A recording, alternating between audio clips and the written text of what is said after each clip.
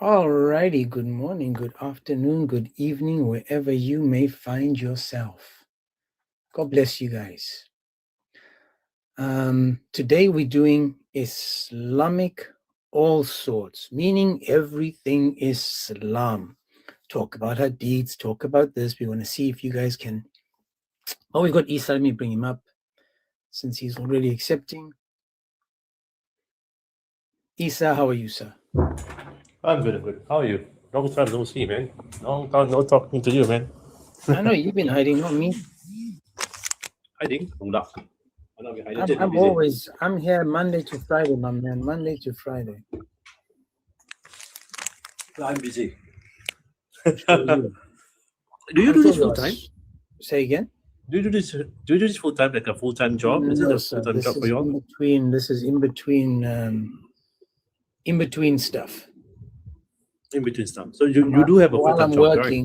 While I'm working, you have. I'm able to multitask because I have great people around me. So let's get the show on the road, my man. So you can see that the topic is a personal business. So you have your own business, I assume. It's your own business, I assume.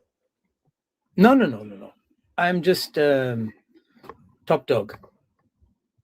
Top dog. Okay. So basically you have your workers to help you, but you manage your manager. You manage. Wow. I'm just worker bee like everybody else. Okay, cool. What's the time? What's the time there? Just curious. What is what? What's the time there? In the morning or it's afternoon, evening? 1:15. 18 minutes past 1.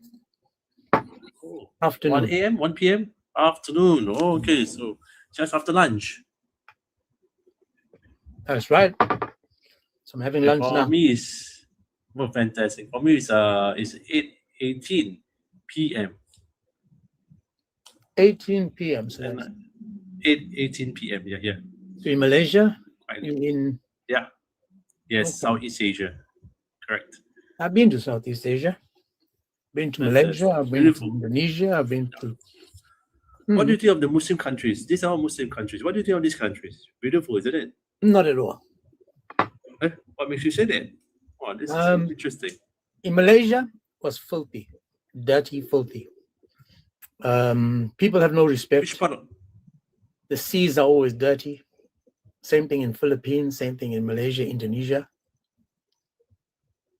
What about countries? Indonesia, Singapore, for example. Say again? Have you gone to Singapore before? Singapore is totally different. Actually, Singapore is not a Muslim country. But they are Muslims. Singapore 3 times. I used to live in Sentosa. Oh, wow. Sentosa. You were there for a holiday? Or you live there, work there? Both. Wow, interesting. For a few months or a year? Or more than 2 years? Months. A few months. I see. Wow. Interesting. I'm curious of what you do. Wow, interesting. Don't have to worry, my man. Okay, yeah. I do dawah. Okay, anyways, I agree that Singapore is very, very much more cleaner and nicer as compared to Malaysia, but there's a strong Muslim community there. They respect all religion. And there's a very strong Muslim presence. No, they don't. Yeah. They have a mufti there. You can search it up. They have a mufti. When I went to, for example, let's just say in Bali, for example, right? Bali, yes. They don't want to hear about Muslims. They don't want to know about Muslims. When you go to, I can't remember all the places now. But anyway, when I was in Bali, just let me say this. The reason why people have turned away from, let's just say that they especially Indonesia and especially Malaysia, those 2 countries, when you talk to the people there, even though they dress up like Muslims, they are sick and tired of being of the things that Islam teaches. For example, I disagree. For example, I was talking to someone in Malaysia, I can't remember which one it was. And I said to them, how do you feel that in the Quran it teaches that a woman, if she divorces her husband 3 times, and if she wants to go back to him, she has to marry another woman, another man. She has to sleep with that man, and the man has to, do the full deal with her, and then she can get married again to the husband, the first guy. They said, we don't believe that rubbish. I said, what about if you beat your wife? In Islam, if you beat your wife, how is that? Do you guys like this? And they said, no, we don't believe that's rubbish. That's rubbish. We don't believe that. That was back then, not today. Same thing when it comes to marrying little girls. So you notice that because of internet and because people are educating themselves, we can see that people are turning against all this nonsense. They don't want to be anywhere near anyone that wants to make this a law. And they'll say, oh, those are the extremists. Those are the extremists. So you know for a fact that everything I said is true. And this is why Islam is dying in most Muslim countries, because of the internet, because we are able to read, because we have the hadiths and the tafsirs. I beg to differ, James. In my country, Malaysia, it is growing. It is growing. There are many people converting to Islam. No. In my country, many. That's a lie. Many. That's a lie, my man. It's up to you to believe, but to me, I can tell you, a person who lives in that country, I can tell you that it is definitely not a lie. The only reason they're converting is because of marriage. That's the only reason. You tell me. There are many Christians that come to Islam. Here's my question. There are many Christians that leave Christianity that comes to Islam too. Isa, let me ask you something. My country. If Paul said that God said we can beat our wives, what would you say about Paul? Well, you might ask the question, why did he make that statement? What makes him say that? Understand it. Do not judge him, but understand and don't judge him, Muslim, right? Yes, we should understand and really seek under the clarification why such a statement must be. What's the purpose? That is where we do not judge. Okay, but you Christians, you judge. Okay, watch this. If Paul said, and he gave us an explanation why, let's say Paul says if the food is not ready at 6 o'clock in the evening, you're allowed to beat your wife because the husband is the head of the house. James, what in your understanding, why do you think Islam allows that? From your understanding. Because it's to give men the upper hand, to show that man decides. It's all about Islam is a religion for man, by man. Don't forget that. That's why even Aisha said, what did Aisha say? Aisha said, it's funny how your Lord always seems to come to your rescue. My dear James, first and foremost, yes, in Islam, we men are the leaders. We are supposed to lead and be good leaders to our family. That is true. But we do not beat our wives because we are the leaders. No. It's because they are defiant. The wives are being defiant. MashaAllah. So you okay? Extreme. Do you beat your child when your child is defiant, James? Never beat my children ever. And my wife is not a child. She's not my child. No. My wife is my wife, not my child. In fact, we are supposed to talk to you. We are encouraged to have dialogue. Talk to our wives first. Hang on, one second. See, now you hit the nail on the head. You made it clear to everybody. Yes, hang on, brother, hang on. I know. You said, that is the truth. There's nothing to run away. There's nothing to shy about. That's the truth, James. Beautiful. It's the truth. And now this is why I'm saying to you. Hang on, this is why we say about in the Bible. I mean, the Christianity also go against women. Isa, look at my topic. My topic is Islamic all sorts. I want you to focus now on what you just said. If I said to you, in my country, we would never believe in Christianity because it is definitely a false religion. Okay, we can see that you guys are lying now, but it's okay. Now listen. I'm just saying. Can you defend your religion? Listen. James. So now we understand that the Quran teaches you can beat the wife. You got no problems with that. You need to understand why. Hang on, dude. Hang on. So do not judge. You are judging, brother. Did Christianity teach you to judge, James? What about sleeping? Can you thank you for showing that Christians judge people? You're allowed to judge, but you must judge fairly. You are not judging fairly. Do you I am understand judging why we fairly. do I'm it? judging according to what Nope. the Quran Then teaches. understand. Tell me. So what your answer you gave me just now was untrue. Not Which because one we are was the untrue? leaders. No. You say that we beat our wives because we are the leaders. No. Oh, okay. That is What you different. said, you beat your wife because she's disobedient, correct? As a very last resort, the very last. Doesn't resort. There are matter. a few other It steps. doesn't matter. There are if a it's the few other first, steps that second, we third, need to. 100th. First is talk. We need to talk to our wives first. I'm not Do you interested in those. mention that? I'm not Why interested not? in those first So and this second. is where but you the are judging. So Dude, this you are being stop. unfair. Stop. You say we must judge fairly, but you are being unfair, James. Stop. The You're not Quran being does fair. stop. The Quran never I'm says just saying first. what you are The saying. These Quran are your doesn't words, say James. second. The You Quran say that doesn't you say must be third. fair, Isa, but you don't Isa, care. listen. Where is the fairness, James? Listen. Is this how Listen. Christians are? Listen. Is this how Christians are? Listen. The Quran doesn't say first. The Quran doesn't I'm say sorry. second. And the Quran doesn't say I'm third. just showing It does- the Be quiet. Be quiet. It kind of doesn't say teaching first, Christians. second, and third. So Thank now you we for showing. stop talking, dude. Hang on. But should leave Christian. I think people will leave Christian.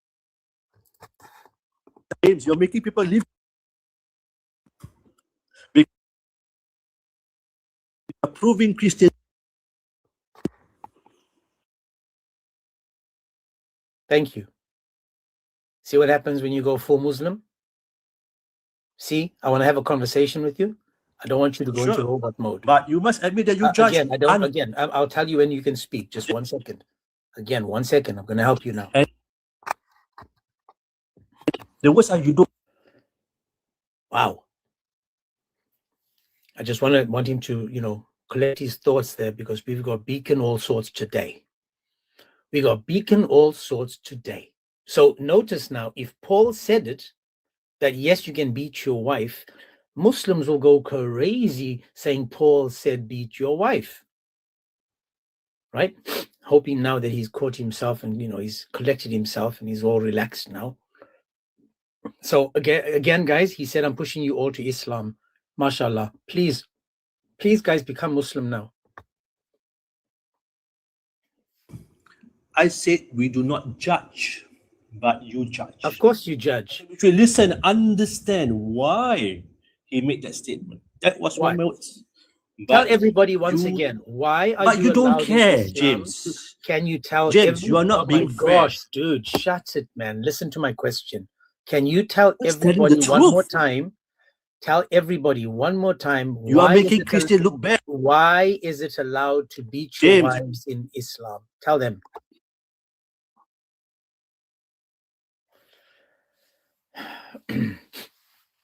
So you see, this is the start to the all sorts today.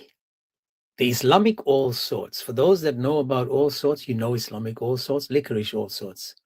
I thought that this was a nice little twist on Islamic all sorts. So now we can see, according to Islam and according to Isa, yes, you are allowed to strike your wives. Why? Because they're disobedient. So all of the Christians that I'm pushing to Islam now, please go. I will take your shahadas one at a time. If there's anybody that wants to take the shahada right now, please request. We will take the shahada so that we can go beat our wives. MashaAllah. We do in the name of Allah. In the name of Allah. But notice how he didn't want to focus on the verse we spoke about. Surah 2, 230, talking about, once again, for a man and a woman, if they divorce, the husband says, guess what? It's okay. You divorced him. Like a cuckold, I'm going to sit down and watch you go to Ahmed on the corner there, dingy with Ahmed, let him soil you, and then I'll just wait to see if you're pregnant, and I'll take the sloppy seconds, and you can come home again. So now again, trying to understand, we're talking about Islamic all sorts, meaning all the things in Islam that we as non-Muslims, some of us are not Christians, non-Muslims, look at this, at these teachings and these sayings and ask ourselves, why in the world would I want to become a Muslim? Why would I want to become a Muslim? Knowing, looking and seeing that this is an absolute satanic cult that teaches you everything that is wrong. So even though you guys now you've heard it from from Isa himself, I am forcing you guys out of any other religion, whether you're Christian or not. I'm forcing you now to take and accept Islam because I lied. Now we're going to look, as I said, on both Quran and we're going to look at Hadiths, Islamic all sorts, to see why we can't be Muslim. Why do we look at this religion and ask ourselves? I want to know now. There's only 35. Please keep tapping and sharing. I'm already restricted again, guys. Appeal not approved. My appeal is not approved. You know, the craziness of this app. So please, I need you guys to share, because I'm now restricted again. He's back. Sorry, guys. He's back. My mistake. I should allow him to continue. I'm doing a bad job for Christianity. Go on, Isa.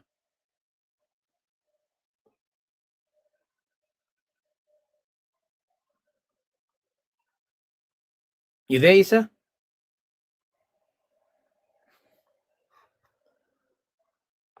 This is not a camping spot, bro. You're in a camp, go somewhere else. Now, guys, I want you to understand why we're talking about this religion.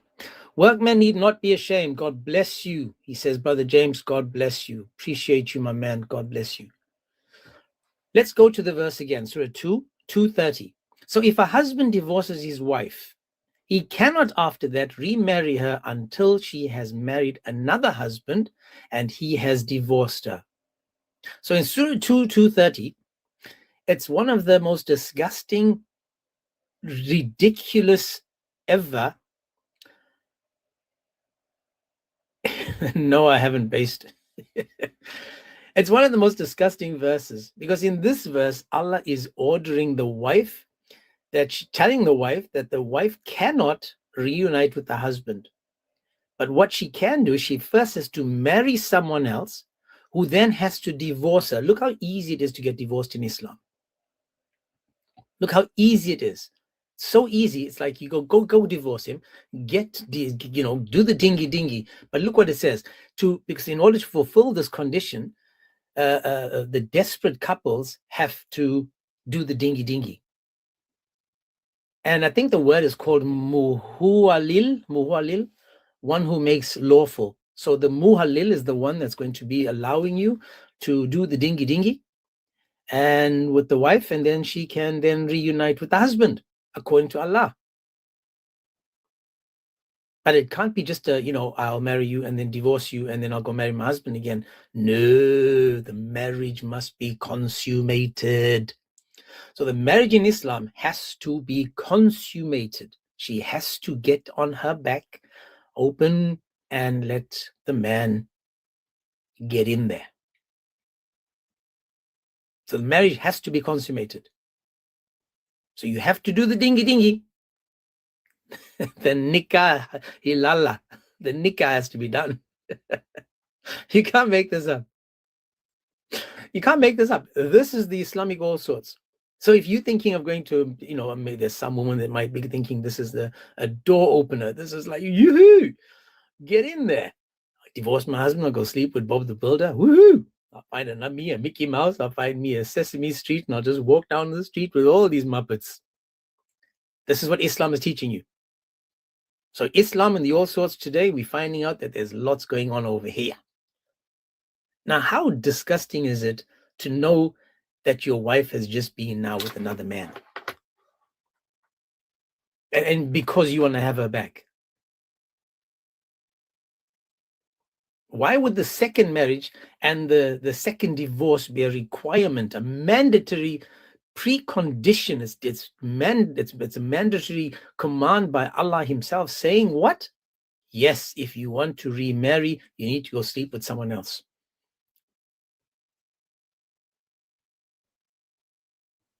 You can't make this up. The nikah, the dingy. Disgusting. Look what Sahih Bukhari said. This is again talking again about the woman that came to Muhammad, and Muhammad said to her, he says, and this is Sahih Bukhari, he says, Rifa divorced me. After him, I married Abu Rahman ibn Zubair, who proved to be impotent. Allah's apostle said to her, perhaps you want to return to Rifa? Nay, You cannot refer to Rifa until you and Abu Rahman consummate the marriage. You can imagine how this is. I mean, the guy's got a cooked spaghetti. And if anyone knows that a cooked spaghetti is never going to get hard again, it's just going to hang there. I mean, this dude got a cooked spaghetti. And Muhammad's like, nah, you gotta get that spaghetti standing again, stiff again, so that you can consummate the marriage. Another hadith says this: a man divorced his wife thrice. Imagine that, 3 times. Then she married another man who she also divorced. The Prophet was asked if she could legally marry the first husband, and the Prophet said, no, she cannot marry the first husband unless the second husband consummates his marriage with her, just as the first had done before. So again, all I'm saying, yeah, sure, man. Let me send you an invite.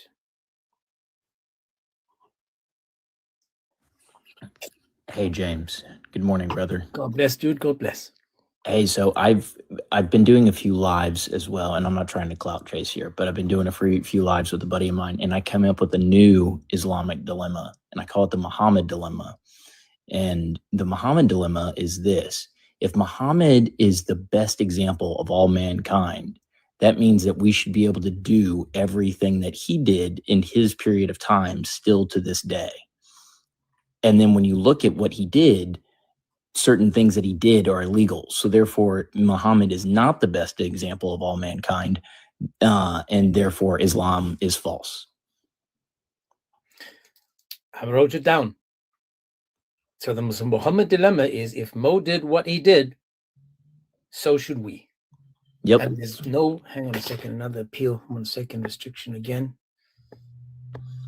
So it's basically, if Muhammad does it and it's allowed in Islam, then the law should allow it because the law is going against Islam. Yes. MashaAllah. You see that?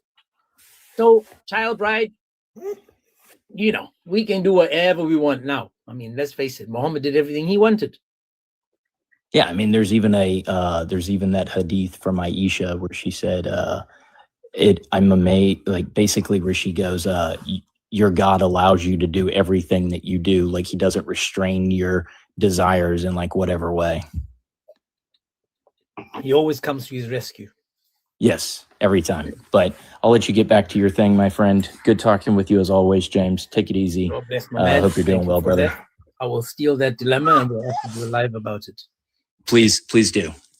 Lovely jubbly. Later, dude. Okay. So getting back now, please, guys, I am being restricted, so it's all depending on you guys to help me. Not with this restriction. Let me, in fact, do what I did earlier, and let me just put on the screen, just so we can have. There we go. So let me just.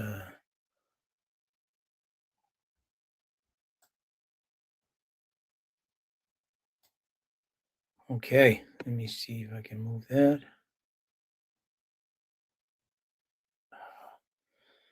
Anyways, I'll just leave it there for a couple of seconds, and every now and then I'll change the picture just so that I don't, it doesn't take away give me more restrictions. So anyway, now we know, for example, that Muhammad, Islam, Allah teaches that for a woman to go back to her husband, she has to get soiled. She has to go through the motions with a man that she's literally trying to get away from. She's like saying, you know what, I made a mistake by marrying this dude. I was young and silly and we haven't done it yet. So now I'm going to divorce him so I can go back to my first husband. That's not good enough. God of Islam is saying that's not good enough. You married him, open up, open wide. New King, you're more than welcome to come up, dude. What is wrong with you? New King, I am an original Quran only Christian. Can you hear me, New King? I am an original Quran only Christian. Now got a hate speech. Come on, man. Let me drop this dude. Where is he?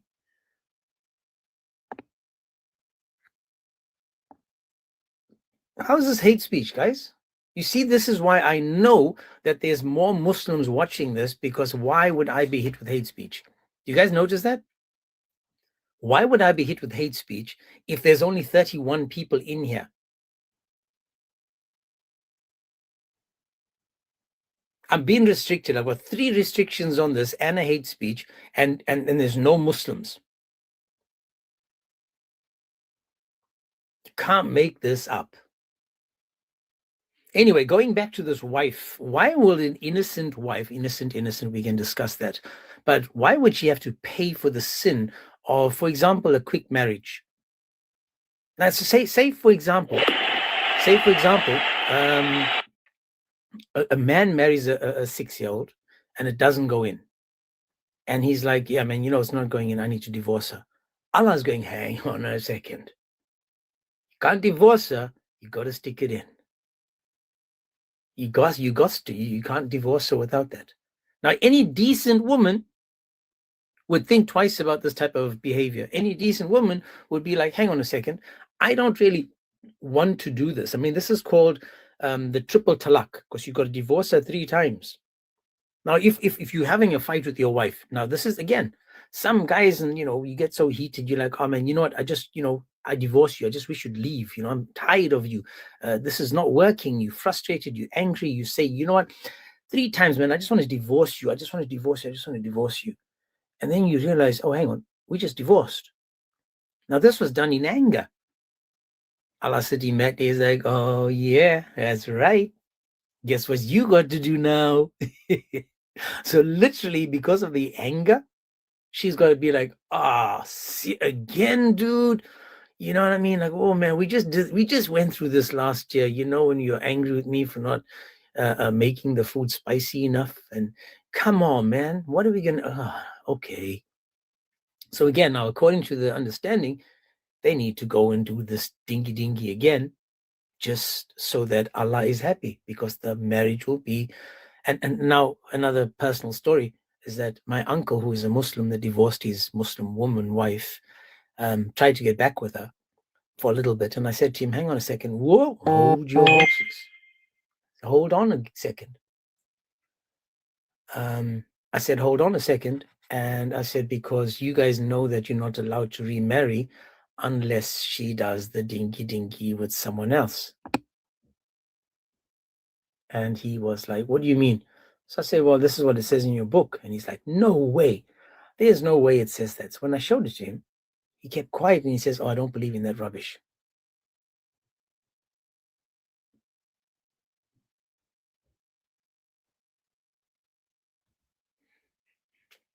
He says, I don't believe in that rubbish.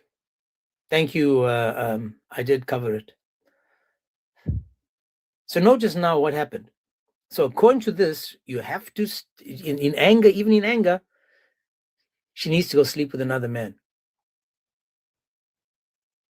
Now, remember what Quran also teaches, because Quran is weird. It says, and if you wish to exchange a wife in place of another, imagine that. That's Surah 420. Exchanging your wives. If you wish to exchange your wife, you want to change your wife, man, and you have given unto one of them the sum of money, take nothing of it.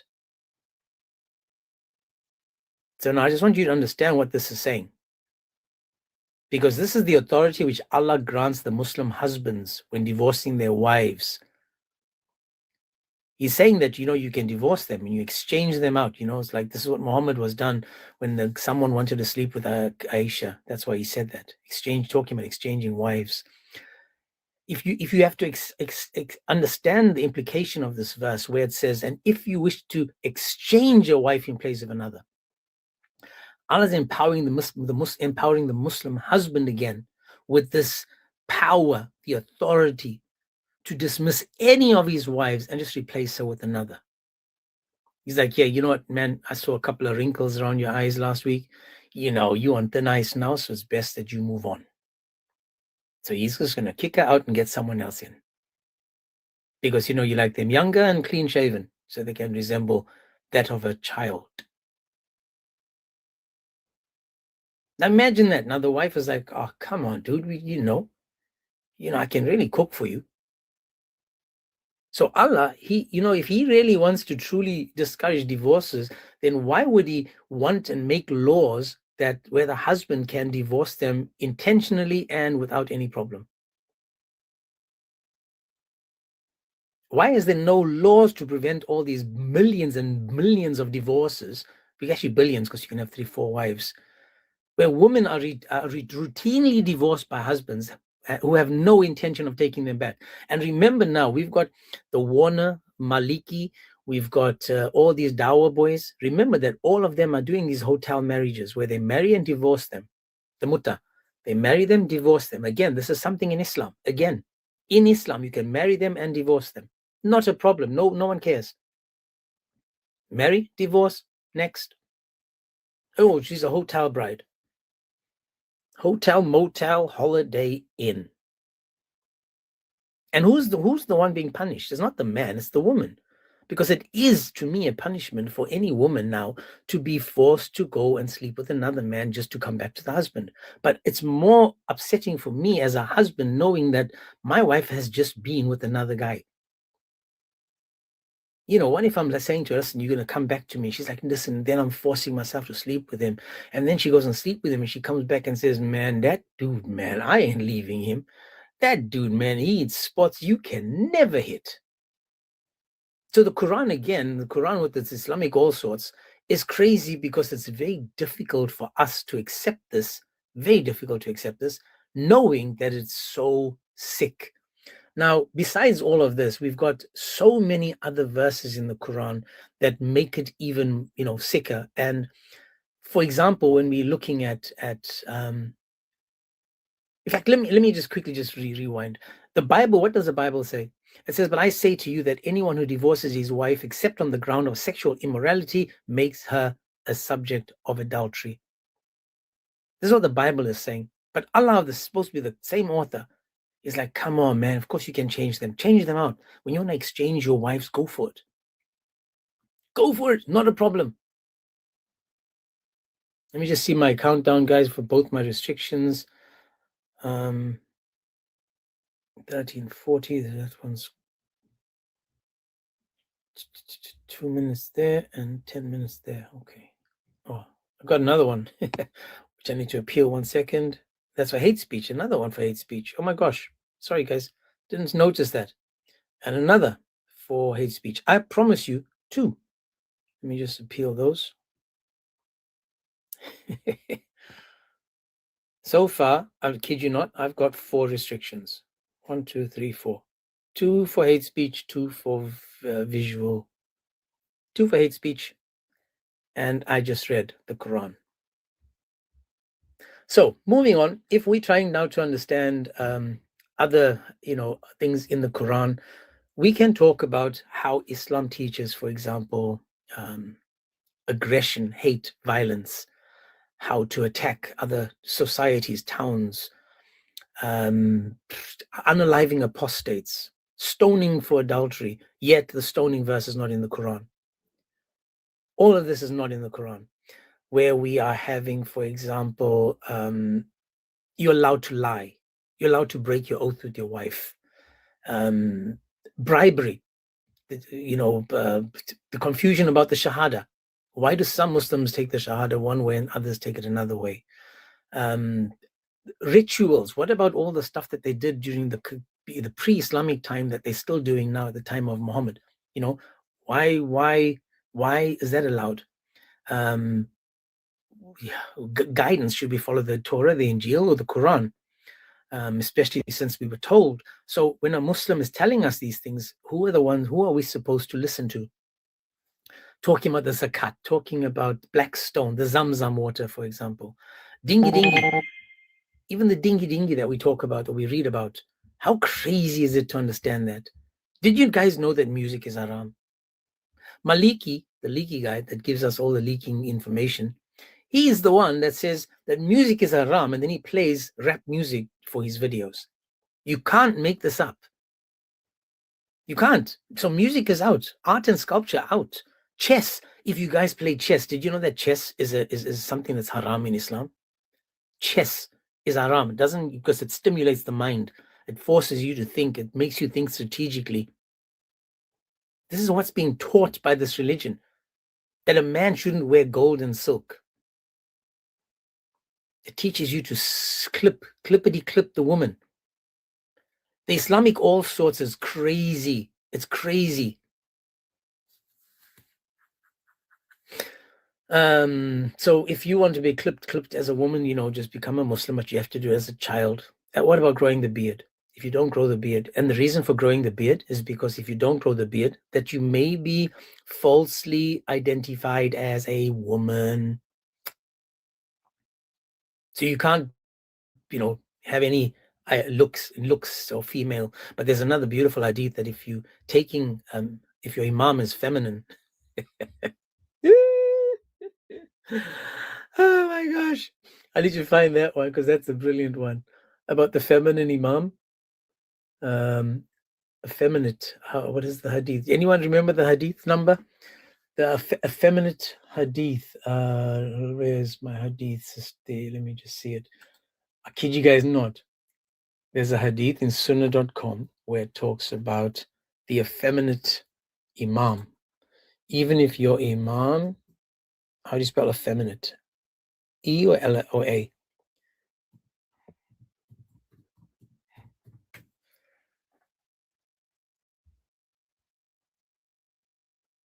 Oh yeah, watch this. Oh my gosh, let me see.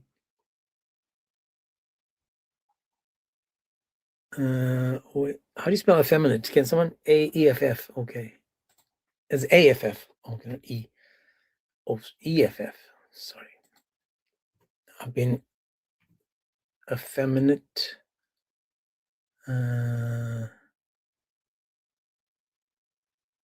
Because it says that you must be careful even if he's an effeminate imam.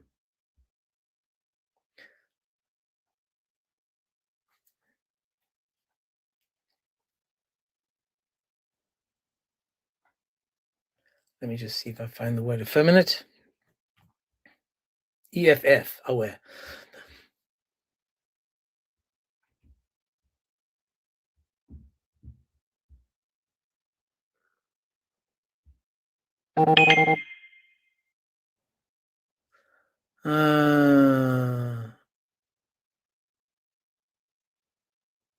Let me just see.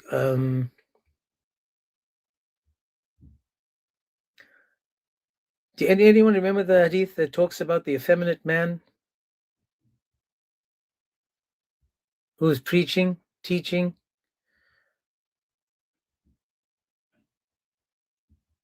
Like the Bacha Bazi boys?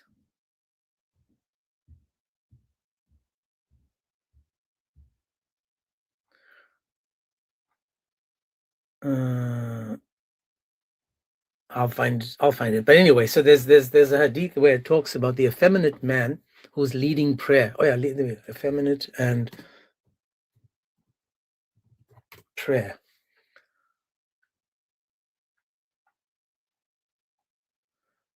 Or leading.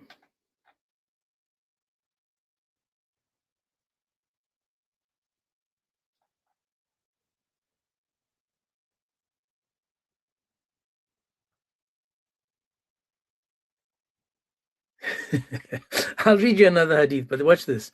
Okay, we've got Dawood 4928. I'll find that in a second. So watch this, guys.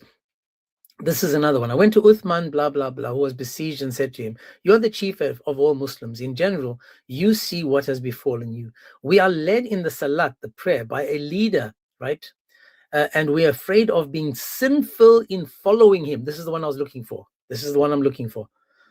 It says, so pay attention, guys. Pay attention to this. This is crazy. This is not what we're talking about, Islamic all sorts. Islamic all sorts. So he says, so the guy goes to, I went to Uthman, right? And he said, "You are the chief of all Muslims in general, and you see what has befallen you. We are led in prayer by the leader of Al-Fitan, the trials and afflictions, and we are afraid of being sinful in following him." Uthman said, "As-salat, the prayers, is the best of all deeds. So when the people do good deeds, do the same as with them. And when they do bad deeds, avoid the bad deeds. In our opinion, one should not follow, they should not offer salat behind an effeminate person until there is no alternative. So the people were afraid of being sinful. This is Sahih Bukhari 695. Sahih Bukhari 695. These men were afraid of being sinful following an effeminate person, meaning they were afraid that they might be tempted. So they were like, hey man, what do we do, dude? What do we do? He's like, listen, man, you do all the good deeds they do, and then just, ignore the other ones. So we got Tirmidhi as well, 2769, but this is Bukhari 695. So in this verse, the people are afraid of following and becoming like the effeminate. Because you can see these Bachabazi boys, right? You've seen them. For those that don't watch the videos, on my page, there's a video of this Bachabazi stuff. And please, I've got loads and loads of videos on my page. Go and watch them. Some of them are very interesting and funny. But when it came to the Bachabazi boy, you'll see how they are started at young ages. They pick them out as poor little kids that have no families, that have nothing. You can't adopt them because you can do dingy if you adopt them. So they're not adopted. They are just used and abused. They're just used and abused by these older men in Islam. So Islam is taking advantage of these poor people, making these little boys dance as girls. So they're so effeminate. If they became an imam, the guy standing will be like, oh man, when this person bends in front of me and I'm looking in the big brown eye, I can't concentrate anymore. So they go to the imam, they're like, listen, man, what do? We don't want to follow this guy and be sinful. How are you going to be sinful? Well, we're looking up his big brown eye and you never know what he might tempt us with. So again, all I'm trying to say is that according to me and my understanding of Islam, it's very difficult trying to understand how you can be a Muslim when you can see that in this religion it's teaching you that even behind an effeminate man, you can be led astray because you're so unsure of yourself. You're so unsure of yourself that you may become something you're not. JM, how are you, sir?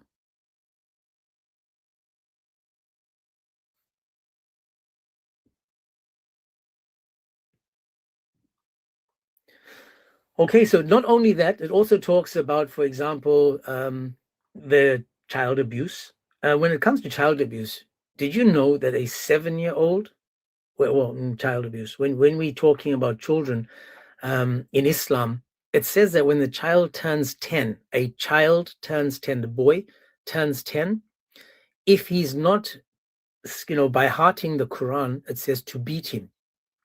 Now notice the wording. If a 10-year-old child, a boy, turns 10, you need to force him to do what? To memorize the Quran. You're gonna beat this child until he memorizes the Quran, and if he doesn't, beat him.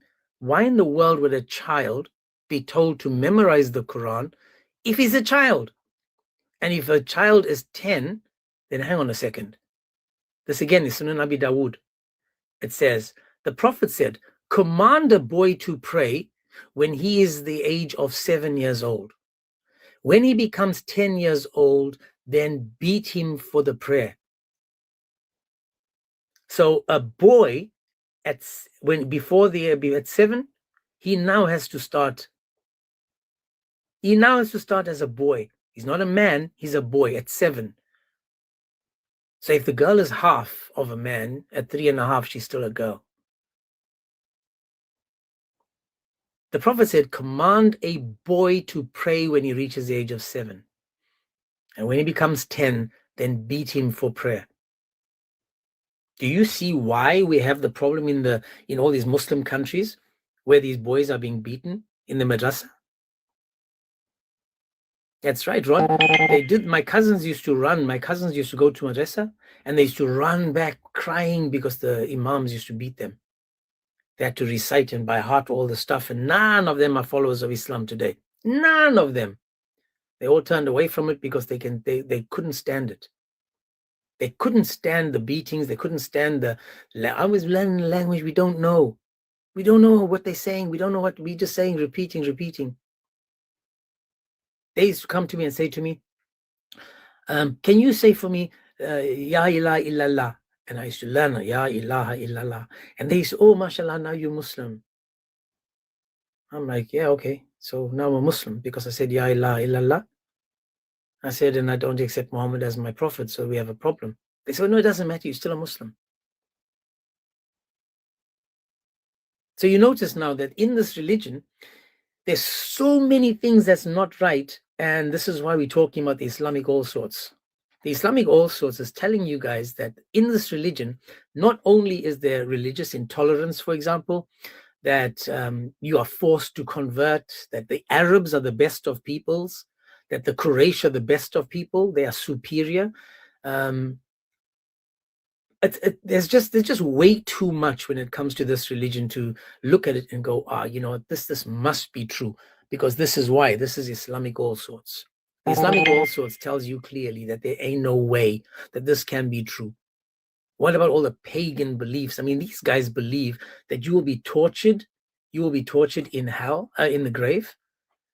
Did you guys know that you'll be tortured in the grave according to Islam? Remember Muhammad was walking by and he heard Moses be in the grave? This is the religion that's teaching you this. Talking about, let me see. 1 second. Bukhari said, narrated Musa ibn blah blah, the daughter of blah blah blah, who said that she heard the Prophet seeking refuge with Allah from the punishment in the grave. So is the grave hell? Malik says in Bukhari, he says the Prophet used to say, oh Allah, I seek refuge with you from helplessness, laziness, cowardice, and feeble old age. I will seek with you from fitna of life and death, and seek refuge with you from the punishment in the grave.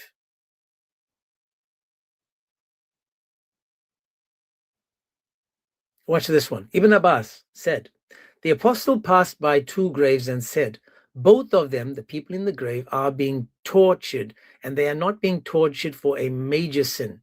This is one, this one used not to save himself from the boiling with his urine, and the other used to go around with the calamites, backbiting, calumnies. The Prophet then asked for a green leaf of a date palm tree, split it into 2 pieces, planted one on each grave, and said, it is hoped that their punishment may be abated till those 2 pieces of the leaf get dry. This is Bukhari.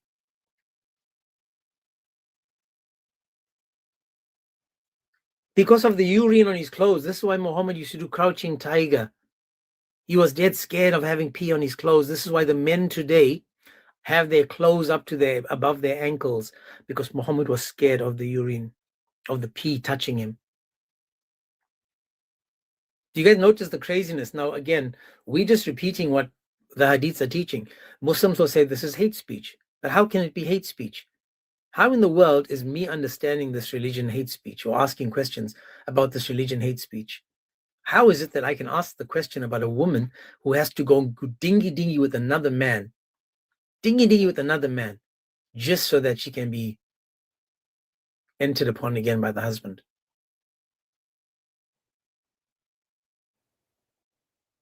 You can't, I don't know, man. I don't know.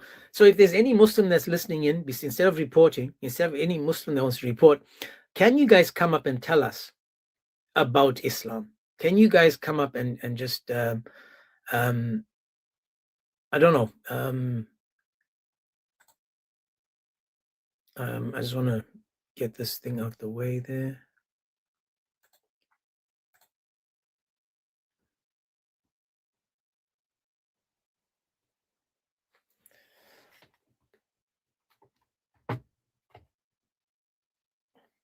Is there any Muslim that wants to come up and do dawah? And just tell us all, please. And that's right, the fig tree. That's right, Sophia.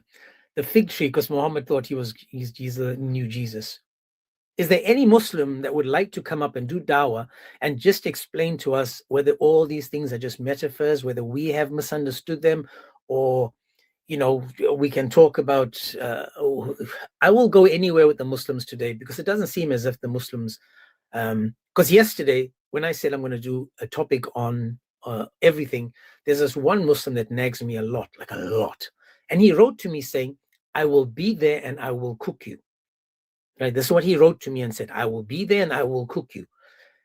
But they never come up. When I go to other lives, yesterday I was on 2 lives, I got dropped. One live, the guy said, why are Christians afraid of answering these 3 questions? The one question was, Jesus was a Muslim. The second one was, Aisha was old enough. And the first one was, I think the Bible was corrupted, I think, right? So I requested. And then he said, block this guy, me. And I got blocked. So hang on a second. They're asking questions, and when we request, we get blocked. We go up there, we get muted, we get dropped. We are asking for the conversations over here. They have big mouths in their lives saying how we don't. Now, this goes back to the Uthman. For those that don't know, Uthman set out a challenge for Logic and for the other boys, right? He set out a challenge saying, come and let us debate and yada, yada. And then Logic, IP, Nick, I'm trying to think, David Wood, Giant DOC, they actually went and said, okay, we're ready to debate you. Yesterday, last night, they were inviting Uthman again. And then towards the end of the live, Uthman sends a message saying, oh, they never contacted me. This is the lies of Muslims. They invite us to have conversation. We go there, they'll drop us, or they don't include us. Then they'll make a live saying, oh, they ran. Then they'll send you a message saying, okay, let's do it on another day or date, but we're only going to talk about this, that, and the other. Now, I will go to a Muslim live defending whatever's on their topic list, but they themselves are petrified of coming to our lives because I'm asking them to do dawah. If they want to talk about, for example, this religion, Islam, I will be like, fine, let's start at the beginning. Let's go and learn from, what's his name, from Muhammad in the cave. Let's start right from the cave, right at the cave. Let's see what we got to do. And in fact, if we start, you guys have seen, for all of you that's still following me on the YouTube, and again, thank you for yesterday and passing the 3,000. God bless you guys so much. We've gone through everything. I did a whole entire, we can call it a series, from the time Muhammad received revelation to who confirmed him as a prophet.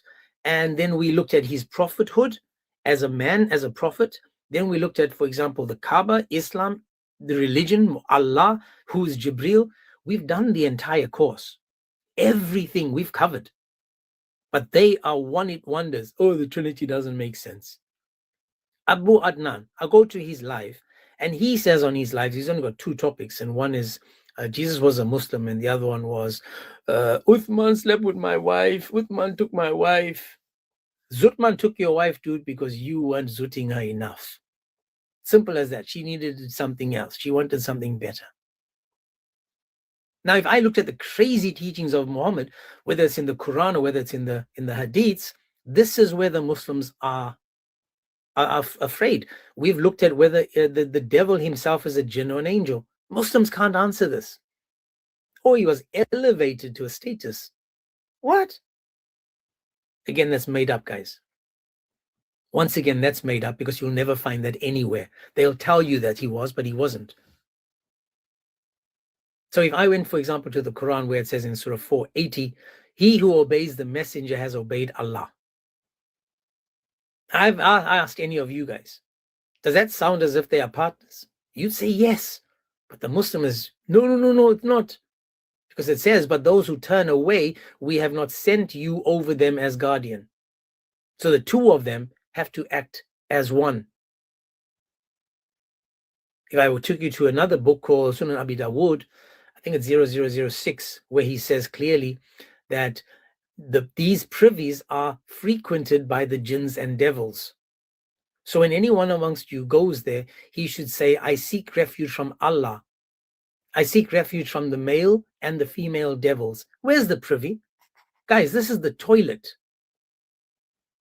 This is the toilet. When you go to the toilet, Muhammad wants you to say, I seek refuge in Allah from the male and the female devils. Did you guys know this is the teachings of the Muhammad, the equal to Allah? He's telling you before you go to the toilet, just be careful. Be careful, because you never know what you might find in there. You know, you never know what you might find in there. Am I going to find the devil at the bottom of the bowl?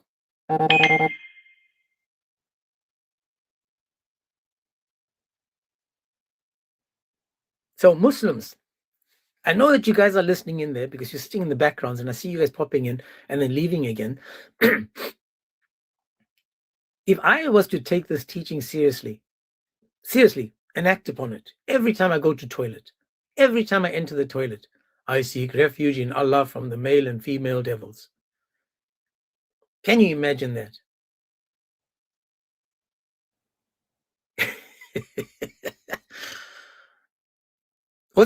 I want to know, what are the purpose of these jinns and devils doing in the toilet of the Muslims? Obviously, not my Muslim, not my toilet.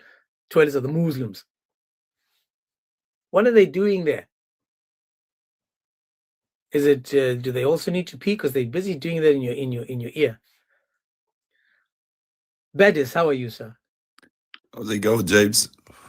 Badis, why did you guys, after kicking me off the live yesterday, right?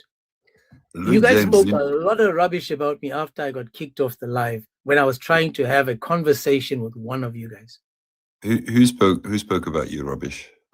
Well, you saw when I got kicked off the live yesterday, right? No, that didn't happen. I was there, and I actually, went up, to say, okay, it's actually, nice, to see you on Muslim. Yeah, you did say platforms. that. I know you said Yeah. that. I was actually glad Yeah. you said that, because I do go to these lives and I do get dropped way too much, right? I don't even get a chance to speak. And I'll tell you why. This is actually why I requested to go up, James, because James, like the way you propose, for example, whatever you got to discuss, okay, it's the way that you approach it.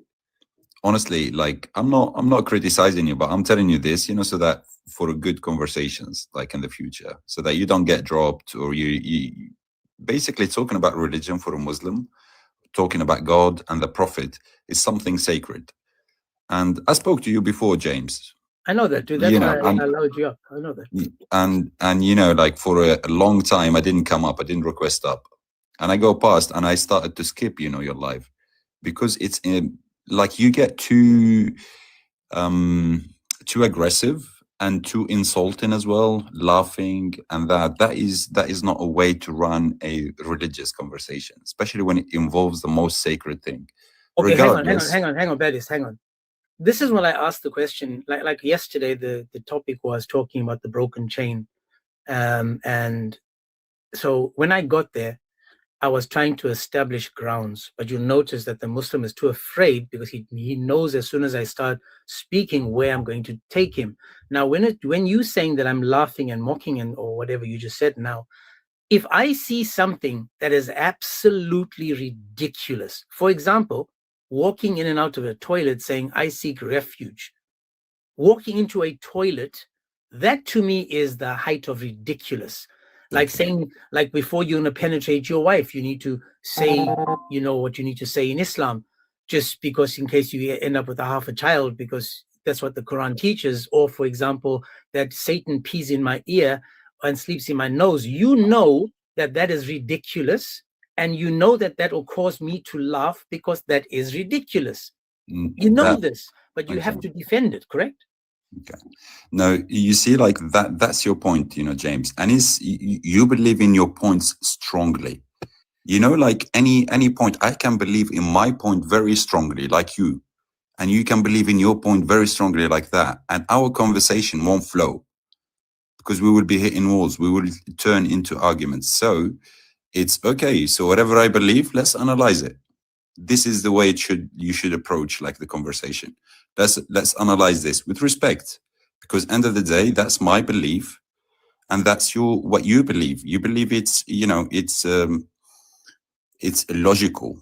You do not say, allow yourself to say, that's funny, so I'll laugh about it. You know what I mean? So I'm always like, for example, we are not allowed, to mock Jesus, or we're very respectful.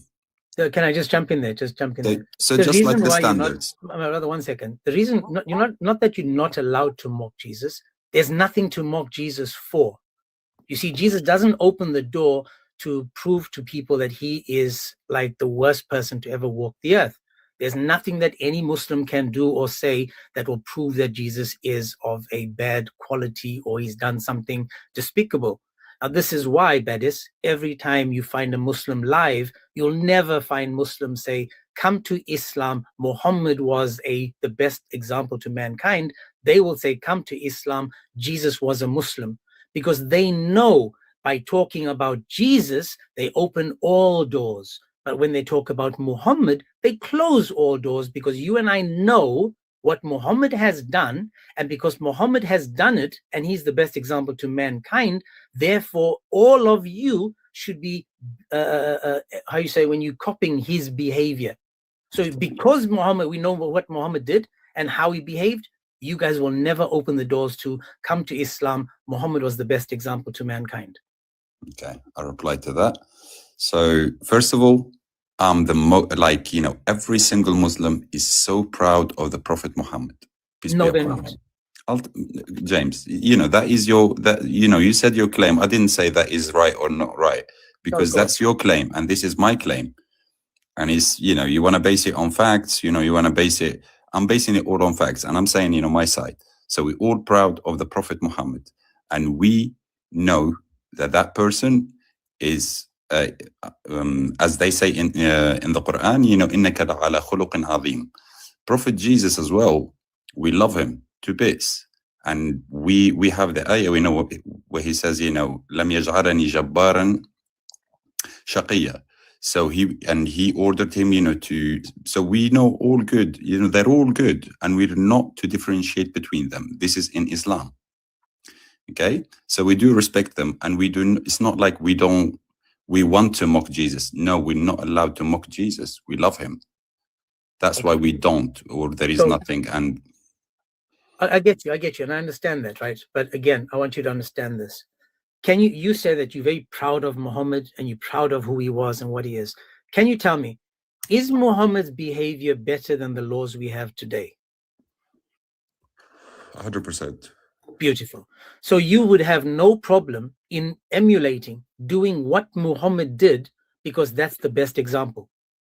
Yeah, in fact, I try, to copy him Beautiful. as much as possible. So you would say that the times are wrong and Muhammad is correct. So when you're looking at a 6-year-old, the times have messed up today, because a 6-year-old is still a 6-year-old. Don't try to make it excuses about back then. That's rubbish.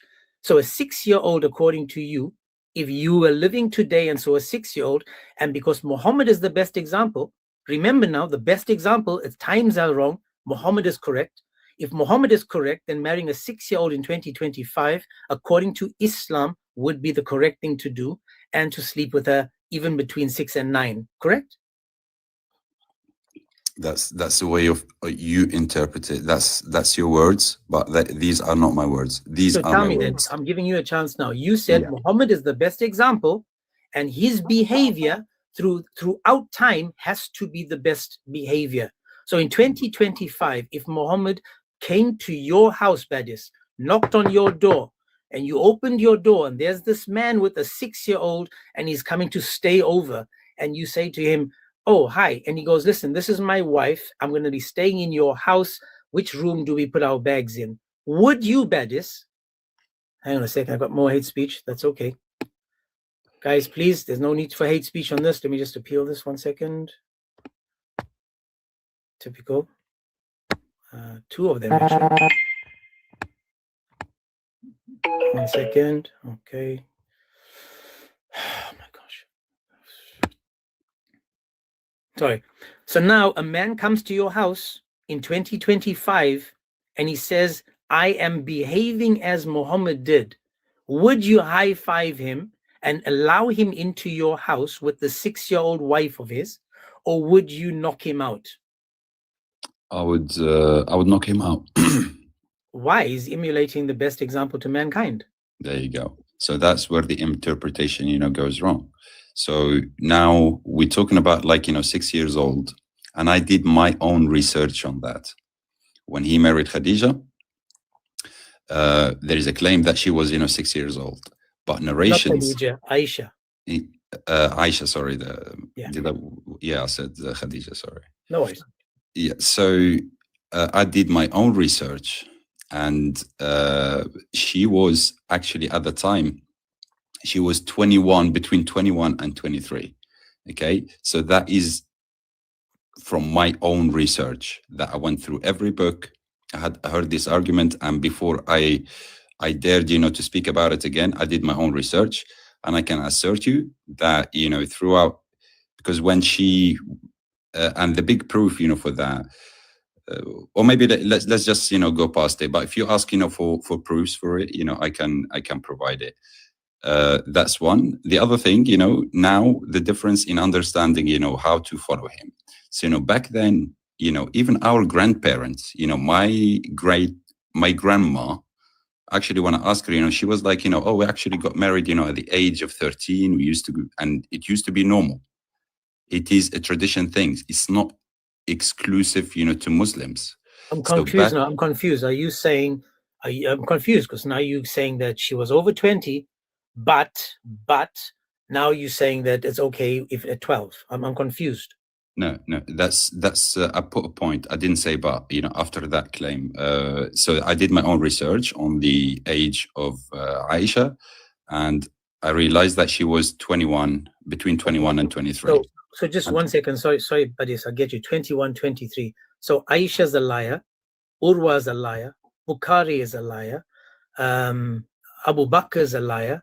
I'm just looking at Muhammad was a liar, because I'm reading all the hadiths that tell us that she was 6 when she got married and she was penetrated at 9. And again, I'm just reading from the sunnahnow.com. Hisham's father is a liar. I'm just looking at all these people that confirm that she was 6, married at 9. Narrated from Uqba bin Aus. Again, that's another liar. So Mu'minin.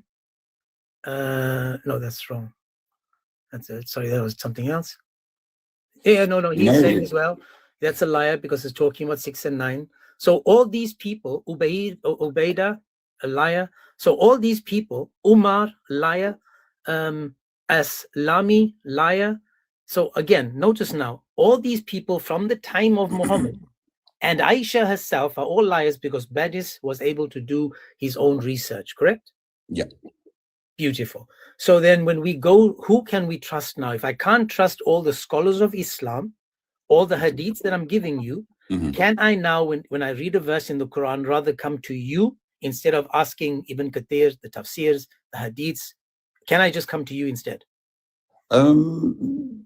No, not really. No, I wouldn't say like I'm going to be a new. I did my own research, as I said, James. But again, let me just emphasize like on some of the points. For example, now that we do, it's like we pick and choose. But it depends. From what point we're gonna analyze this point. So from a perspective, I could say okay, some of the prophets that came on Bani Israel. Actually, they married, girls that are 3 years old, and it's different time. This is why I always say, James, those people that married the 3-year-olds, are they the best examples to mankind? One sec, James. Sorry, let me just get you this point, because honestly, I was just literally talking about the way I came up to talk about. No worries. So it literally just came up, to say, okay, this is what we probably need to do about like the way we talk about like the religion and stuff, but we ended up, talking about like hadiths now and stuff. It's just literally. I thought you wanted to address the topic as well. I mean, yesterday I thought it was unfair that I get up there and as soon as I get into the room, I get muted. As soon as I get in, they've asked me to come up. I don't get a chance to ask the question or answer the question. So, I understand that Muslims, and I understand why they don't want us to come on these lives. It's all just it's all theater. They have the topic, Jesus was a Muslim. So then you enter hoping that you can address the topic. And you saw the guy yesterday, which one of your gods, died on the cross? And I came again because they know that they're about to get cooked on the topics that they have. This is why they run, and then they ambush, and then they drop. So when people say, oh, you guys never come to Muslim lives, this is exactly why we can't come to Muslim lives. Not that we don't want to, but we find it very difficult to try to have a conversation with Muslims, because on the Muslim lives, the Muslims are the one that can't keep up on their own topics. See, I'm a very, on my YouTube channel, right? I've got topics. So when I talk, for example, my topic the other day, yesterday, or the day before was Jesus a Muslim?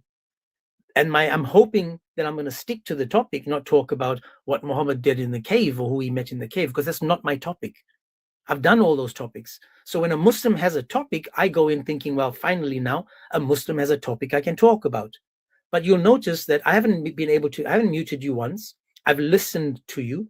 But as soon as I go to a Muslim live, he will bring up 4 to 6 other Muslims, and all of them will bombard us with questions, and they will all have mod status, and they'll all be muting and dropping and muting and dropping. I mean, in the last 2 days, I was banned from 2 accounts, and I was probably muted on 4 accounts, just because I tried to have conversations. Yeah. Okay. So you see, James, for example, now I came up, honestly, I was in a rush, and it's like Friday, I'm going to Friday prayers. So, and I literally, I'm listening to you. I didn't interrupt you at all. And that's the conversation. That's the way, the conversation goes. That's how we come up, with something productive, good for your audience as well, something educated, because end of the day, you believe in something, I believe in something, and we're going to just analyze it friendly, respectfully. And these are my main points, So, and that is let me say this, that is, I base my lives, I actually tell people all the time that these are conversations. If I'm going to overtalk or drop you, then these are not conversations. I can just do a monologue. I'm hoping to have these good conversations, because in these conversations, we can learn from each other. For example, now, just with the topic we spoke about, I know now that you don't trust your scholars. For example, so this is what I took out of this conversation, that if they talk about, for example, 9 and 6 and 9, and I can't trust them, then I have to ask the question, well, then who can I trust? Because so far I did a live where, is the Quran clear? When the Quran is clear in Surah 65:4, it clearly tells us that you can marry a girl before she has ever reached the years of puberty. No. See, that's clear. But then the Muslim will say the clear Quran isn't that clear, because you might not understand what Allah is trying to say. So you notice I am the one that reads the Quran and trusts Allah for what he says, but the Muslim will say, yeah, he says that, but that's not what he means. That's exactly why I say the good way forward is always to bring a point, put it on the live, and make that whole life for that point. And that's then exactly what I do, my man. Yeah, honest to God, what I do. And then I have a topic, and I don't let people take away from the topic. Yeah, and then that's just again, because I spoke to you, James, before, and the reason why I said, for nearly a year I didn't come up is because I didn't like the way you were running, the thing. It was like there's lots of disrespect, and some of your other friends as well that come up, they'll be laughing, they'll be like, insulting the Prophet. And that is very offensive for us. We get sent for it if we carry on in the conversation with you. Just 1 second, that is 1 second. When you went up on the live and you saw a guy on the cross, and you saw the guy, was it a pig? He had a pig on the cross, right? I think it was the same live. He had a pig on the cross, and he was, and he said, and the topic was the half-naked God of Christianity or something. He had a pig nailed to a cross, and you guys were up there complaining about blasphemy. The Muslims had the audacity to talk about blasphemy, or us talking about the zut or something like that. But on the screen behind him, he had a pig crucified to the cross. That is definitely 1,000% not an Islamic thing. So 100%. If I've never heard of someone, it doesn't even cross my mind. But hang on, you were on the live when they showed the 3 chickens, didn't you? The what, sorry? When they showed the 3 chickens and asked how many chickens do you see? That was the same live, I'm not mistaken. Yeah, so for example, the 3 chickens, he was like, emphasizing, I've seen that one, but I've seen as well that it is not offensive in a way, because he was talking about a logic. So he was like, logically, I see 1 chicken. Okay. Okay, so now notice now, right? So you don't see a problem with 3 chickens, and you see. So if I took, for example, a picture of a grown man and a little girl walking down the street, just a picture, a shadow, how you say, a silhouette of a grown man with a 6-year-old holding hands, and I write, this is not a father-daughter, this is husband and wife. Am I insulting Islam by saying that? Yeah. And you see, like, James, I'll tell you, because this is actually we're human. We're not complete. We're not fine. I mean, religion is perfect. Prophets, they might be perfect, but we are not. And this is, why I say I don't encourage these behaviors. I don't encourage, posting any picture insulting to anyone's belief. So that builds a good, fruitful conversation. Then you haven't been we're gonna be mocking like that. That's why, for me, if I see anything like, kind of, even the title, if it's kind of condescending, and I see like there's a little bit of the way, before even I jump into the live, I see the way they talk.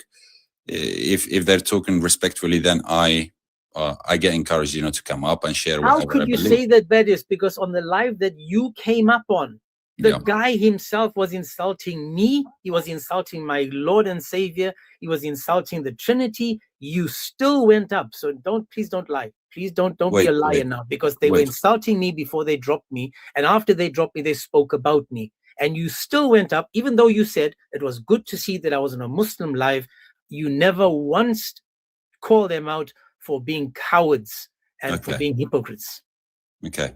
So, you and I, we follow each other, all right? And I mean, I straight away, when I went on the lives, I've seen your live, so I just clicked on it. I've seen you there, and then I've seen like you were on the guest side, so, or like it seemed like an Islamic thing. So straight away, I put the request before even saying, to say, oh, James, it's nice to see you. So literally just like to pull a joke, oh, James, nice to see you on a Muslim live. Let's keep it respectful. And then I'm gonna just go down and just listen to you guys. I didn't even hear anything before I came up. And again, I say religion is perfect.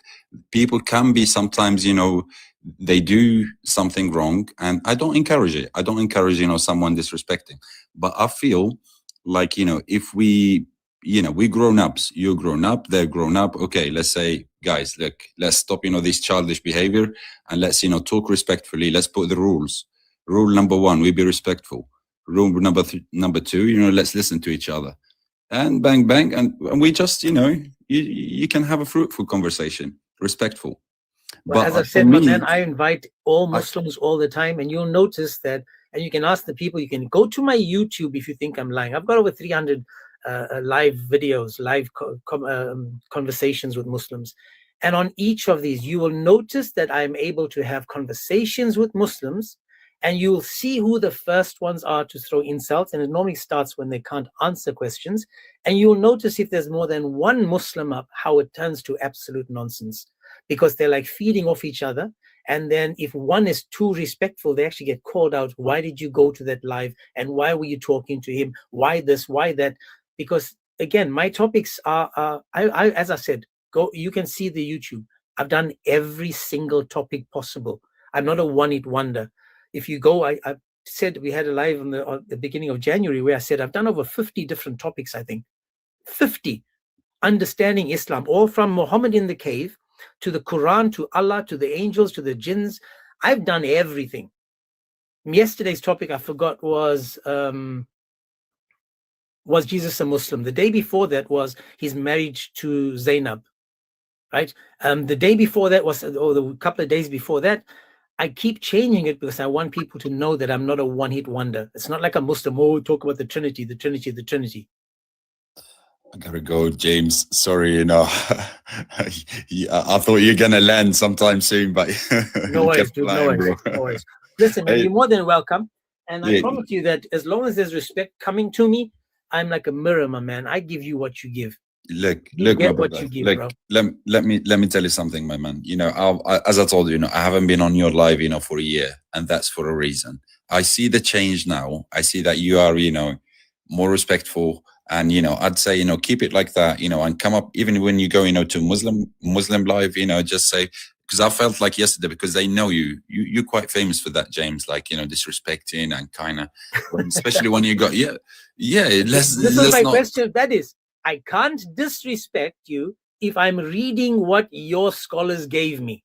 yeah, you keep it regardless, because if, you know what I'm saying, if you bring the level of the conversation, like, you know, to condescending and that, once you reach like your conclusion, it's still like your conclusion, and keep the conversation, you know, regardless. Let's not laugh. Why we laughing? Because that, you know, is something really sacred. You have to keep that in your mind. So I'd love, you know, to have a respectful conversation.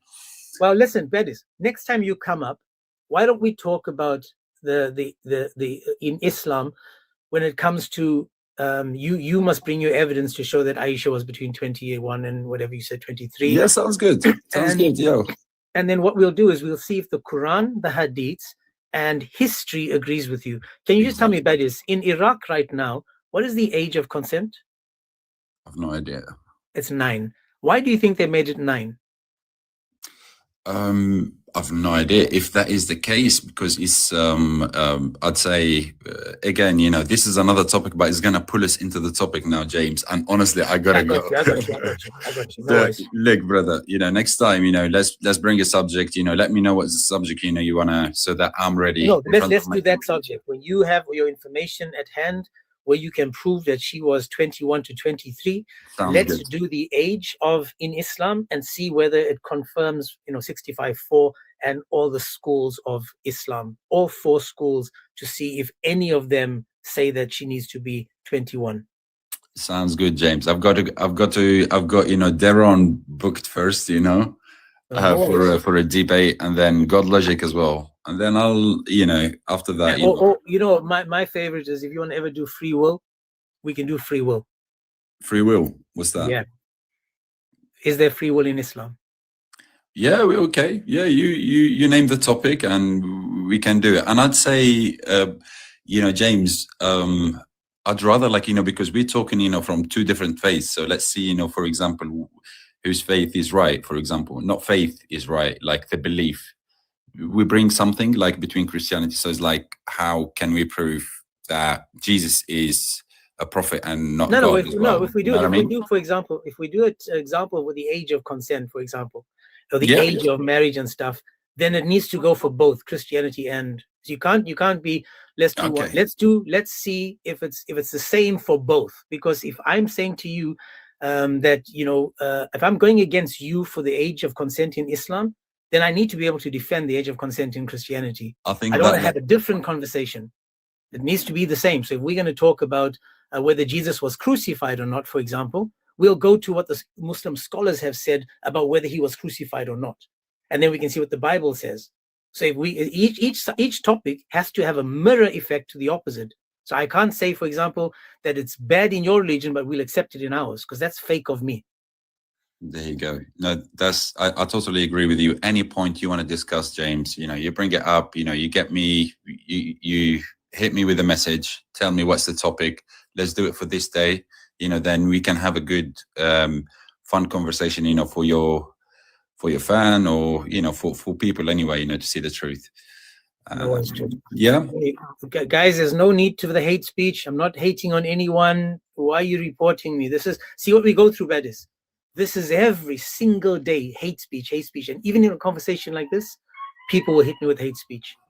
You know, it might take people, like, you know, sometimes, because people, honestly, James, like for example, I'll explain something. You know, for me, for a year, I used to see your live and straight away I skip it, because I didn't want to hear like something. I know, like, it's pretty much constant that there is something offensive, you know, to hear.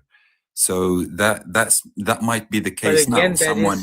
Someone is just all I'm doing is repeating what the Muslims gave me. If I repeat change the way, James. Change the way. You need to run. Yeah. See you soon, my man. Take care, bro. Take care. I mean, this is why I like talking to people like this. To see, I can have a conversation with the Muslim. This is the type of people I want to talk to. I got no problem talking to people like him. Absolutely zero problem. But again, you know, and for me, this is the craziness of this religion, is we now have to ignore everybody that says that she was 6, married at 6, and then slept with at 9. Everybody that said that, out the window. So in Islam, who in the world do I trust after this? If I can't trust the scholars of Islam, why in the world should I trust Islam? Because now I've got to go back to someone in 2025 who's done his research, meaning that all these other people haven't done the research. None of them done research except people like Badis. And I pray that she was 20 to 23. And again, this is the Shia, not the Sunni look at it. I pray. Yeah, they put Jesus as a pig on the cross. As a pig on the cross, nailed to the cross. That's what they did. And they showed that this is the God of the Christians.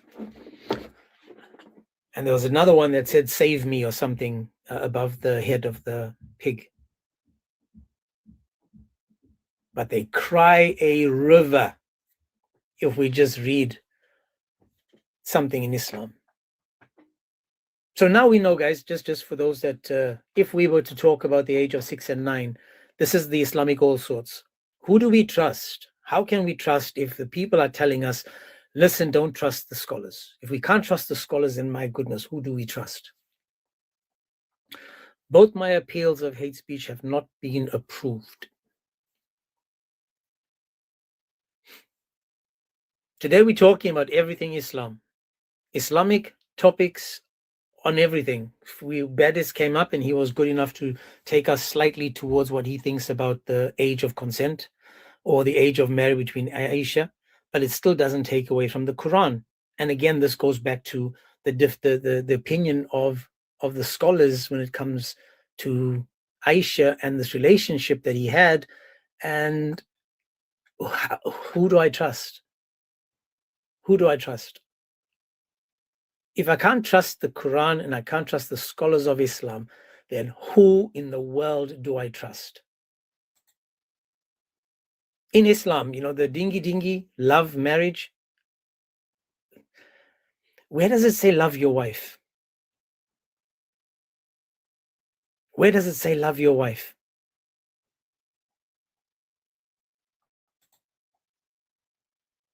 And again, as I said, you know, when you're looking at this concept of child marriage in Islam, we're not the ones saying this. Because the Quran, if I have to ask the question, does the Quran allow child marriage? That's a different question. So the Islamic all sorts for me is, man, the Muslims say that there has to be sufficient physical as well as mental maturity to grant informed consent. Now, this goes against some of the scholars because they said a consent is not needed. It's so, I don't know, guys. I don't know. No, I didn't take a screenshot of that. I don't remember whose live it was. In fact, I'll tell you it was it Good Logic? Good Logic? Was it him? I was on Good Logic's live and I got banned or dropped. I was on, oh no, it's a guy, it's an Indian dude. And he blocked me. I forgot his name. Sapphire and Living Sacrifice. Not sure if you guys know that you are requesting. I know it's TikTok sometimes does that, so I'll just drop you guys if you wanted to come up. Request again. Oh, Sapphire, sorry. Okay, you got a question. Just request again.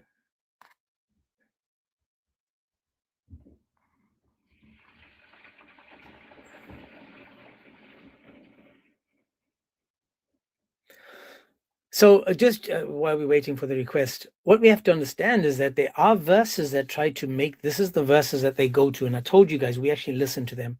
Because, for example, in the Quran, in Surah 4:19, it says, "O you who acknowledge it is not lawful for you to inherit the woman against their will." But again, this is talking about inheritance. Another one in 2:31 says, "And do not hold them against their will in order to hurt them or take undue advantage of them." Still not talking about prepubescent or child. It's not showing, Sapphire. Oh, there we go.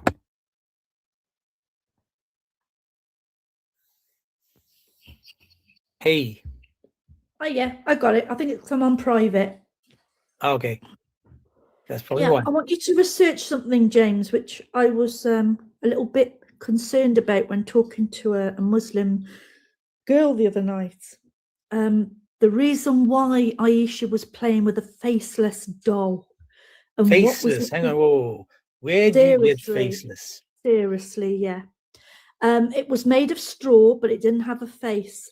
And I asked her the question, and she said because, and I mentioned the snowman because I said, why is it haram not to be able to build a snowman? And she said, because in Islam you cannot create a face; you have to have a blank canvas. Okay, so that's a lie because it doesn't show anything with faceless in any hadith. That's just them coping. That's absolute rubbish. There's no hadith that I've ever seen where it says it was faceless. In fact, it says the opposite. She was allowed to play with dolls, even though it wasn't allowed in Islam. That's Because right. in Islam you But can't we have took any away the images. face. It was made of straw and blank. Show me where, then they must I be. even researched this on. I even asked Alexa because I thought, well, Alexa knows straight away when you ask Amazon. Straight away, it come up with faceless doll. Yeah, there's no show. They need to give us evidence for it. Yeah. It needs a. We need a Well, I hadith did or ask. something. I asked her. No, I asked Jess, the Muslim, and I said. She said it's because we believe that if you create something or draw something that comes together, it comes alive, and it's Satan. Or You see, that's all the superstition that's in Islam. There is no such thing as faceless dolls, and Muhammad was a very superstitious person, so this is nonsense. I know it's nonsense, James. Can you research it though? Because I'm doing it now, and I've got all my research is showing me nothing comes to mind when it comes to faceless. Nothing. Yeah, because when I said to her about it, and I said, does that mean you don't go to museums with beautiful pictures? Because I said, because my uncle, when he was alive, he used to paint birds. And she goes, oh no, that was haram. That would definitely. So why do they take selfies? This is it. It's almost like they're hypocrites of their own religion now. Because they even got great big portraits of Hayatollah everywhere. Of what? I call Hayatollah. Let's call him Hayatollah, shall we? I think you know who I'm talking about. That's the name we nicknamed him because that's where he belongs. Sorry, sis, I can't find anything that says anything about no faces. Because remember, she had horses with wings, she had animals, she had everything, toys for girls. I mean, she had everything. Well, when I looked online about it, and it said Islam believes in blank canvases and that they say it's supposed to grow a child's imagination. I thought, well, isn't that growing fable over facts as well? Because you have to have a certain amount of fact in your life as well as imagination. And that's why they say our toys, they won't let Muslims play with any more or less Western toys, and certainly not dolls. Okay, so I've got the Maliki school. I've got all the schools in front of me, and this is what they say. It says, I used to play with dolls, blah, blah, blah, blah, blah, blah. Let me just find it. And then according to another report, she said that the messenger came back to the Battle of Tabuk and from Khyber, blah, blah, blah, and showing some dolls on which Aisha was playing with. He said, what is this, O Aisha? Among them, he saw a mare with wings, a horse with wings. And he said, what is that I see in the midst of them? He said, a mare. He said, what is on it? And she said, wings, yada, yada. And he laughed. And then Maliki, the Shafis, and the Hanbalis interpret this as an exemption of making toys because of the necessity of educating in how a girl should be brought up. This interpretation is obvious if the toy is in the form of humans, but is not obvious if it is in a form of the horse with wings. Hence, Halimi used to report and others supported the argument. He said there are two benefits of this in the case of girls, one immediate and one that comes later. The immediate benefit is that they have fun, which is one of the most effective means of child development. Wow. If a child is well taken care of and feels happy and content, his development will be stronger and better. This is because of the energies of the mind, which turns energies of the soul and the blah, blah, blah. The benefit is later is on through the play of the girls, teaches them how to deal with children, love them, feel compassionate for them. And that becomes second nature for them, so that when they grow up, and see for themselves the things they used to play at. They will find the compassion they used to play with that was needed, that is something very well needed. So you see, playing with these dolls for the girls was to make them better mothers. Now, this is what it also says. Dolls are faceless in some Islamic practices due to the principle of aniconism, which discourages images of vivid beings to avoid idolatry. No, I understand that, because this is why the angels couldn't Yeah. come to Muhammad, right? Because Muhammad had statues inside and outside his house. So he was told to knock the heads off of the statues, because the head is the image that is of Allah, because remember, we are made in his image. Adam is created in the image of Allah. So the heads have to be Yeah. removed. Yeah. So I understand what they're saying about the faces. That's something that we understand. But we can see that it's, again, as always, hypocrites, because what's good for one is not good for the other. And it's opposite the Bible again, isn't it, James? Because whereas God is saying the crowning glory is your hair, they cover you. It's everything is opposite. And it says sometimes called the sunnah dolls are made aligned with religious values to prevent glorifying human likeness and allow for imaginative play without creating forbidden images. Creating forbidden images, fulfilling a need for Sharia compliant toys. Well, this is why next time you see a Muslim taking a picture, remind them that pictures are haram. Exactly. But it's Super duper. it just shows you, yeah. It's there's so it's it's yin and yang, and it's good versus evil. It's so plain for anybody if they really looked, because to be the opposite to the Bible is obviously evil. Simple as that. That's right. That's right.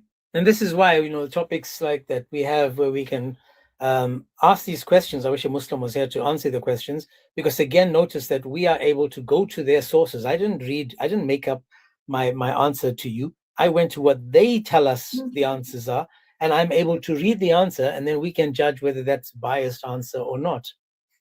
Mm. But And even with the child, even the child wasn't allowed. I mean, they've come to a Western country, they're settling in a Western country, yet it's another value and culture that they are denying. It's, why come to a country where you don't even like the toys in our shops? And yet, I used to work at Hamleys. They used to spend thousands and thousands of pounds at Hamleys buying these toys. So what do they do with them then? That's weird, isn't it? No, well, they take them and put them in the cupboard because they don't want anyone else to play with them. So they're doing God's work, Allah's work. So they're making out that they are westernizing, doing things, but the children never see them. Makes you wonder, doesn't it? Because Sure they does. are the great deceivers, aren't they? Sure does. It does make you ask questions. And another thing here now, Muslim parents sought toys that reflected Islamic values, leading to creators like Ridawan B to design faceless dolls, often wearing hijabs to meet their needs. There we go. It's ridiculous. Absolutely ridiculous. Yep. Well, let me get back to this. I just want to see if there's any other Muslims that want to come up, if they're willing to join. Yeah, I've dropped down now, James. It was only a quickie. I just wanted you to have a look a little bit more into it, so that it's another firing we can get at Muslims, because I'm very intrigued to the So if a Muslim facelessness asks of you a Islam. question, go Yeah. to Islam Q&A. Most of these questions have been asked in Islam Q&A. And you can, sort out like a sorting hat. You can go through and see what's there for you. Yeah, they said, why come to a country and live in a cold country where we have snow and build snowmen? Don't make sense. There you go. Don't make angels either, snow angels. No, I know. It's ridiculous. I mean, it's almost like, because we know the Bible is beautiful.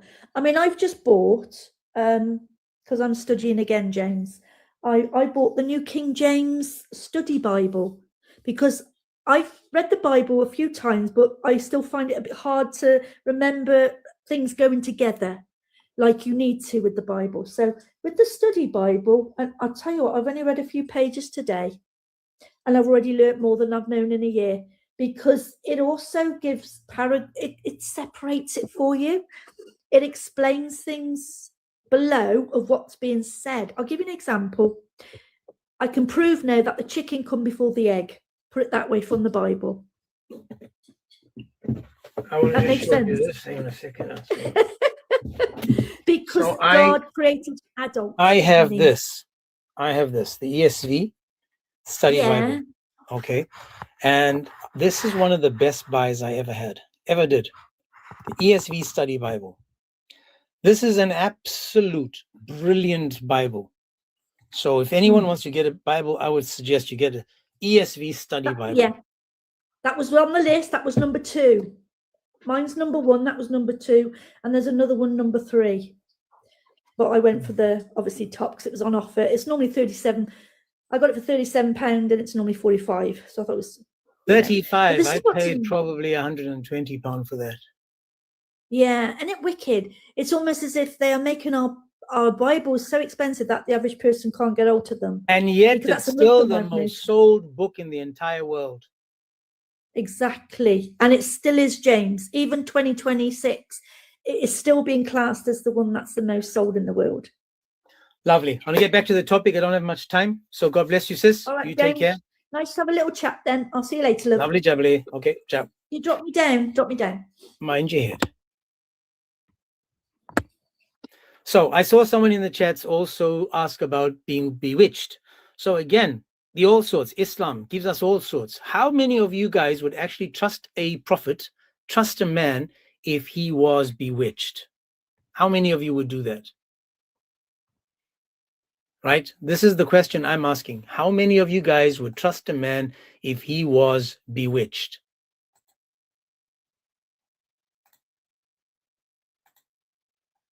Anyone would trust a man that's bewitched? Whoa, Peter, thank you, sir. Anyone, would you follow a man that's bewitched?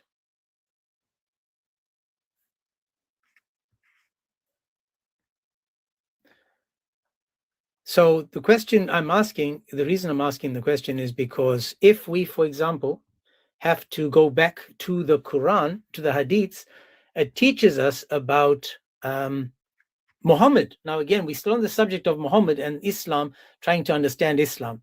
If, for example, Islam is teaching us that the Prophet himself was bewitched, Sahih Bukhari 3175, once the Prophet was bewitched so that he began to imagine he had done something in which he had not done, or in which, in fact, he had not done. So, Muhammad's bewitched. Islam is teaching us that we must take Islam from a man that was bewitched by Satan. And if he's bewitched by Satan, oh, thank you, man. Is that Peter? Thank you so much, man. Thank you, guys. So again, and not only him. Watch this. Al-Abad al-Mufrad said, and I want you guys to notice this, just talking about someone that's bewitched. But look at this. It says, Aisha reported that Aisha had one of her slave girls, one who was set free after her death. Then Aisha became ill and her nephew consulted a gypsy doctor. He said, "You are asking me for information about a bewitched woman," meaning Aisha was bewitched. A slave girl of hers has bewitched her. So not only in Islam was Muhammad, your sound is breaking. Okay, hang on a sec. Can you guys hear me? Is it on YouTube or TikTok? Where's the sound breaking?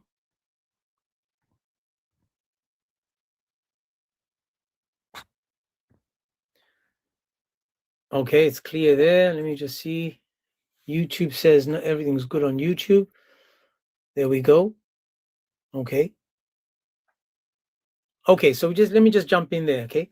So now we can see again. So not only was Muhammad bewitched according to this, but Al-Abad, Al-Dab, Al-Mufrad 162 is telling us now that Muhammad was bewitched once.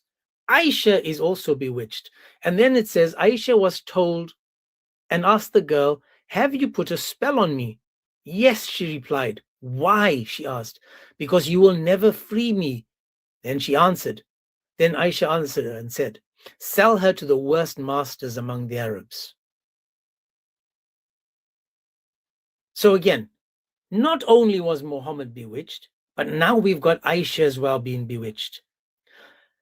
Are these people so far away from God that they are so easily bewitched?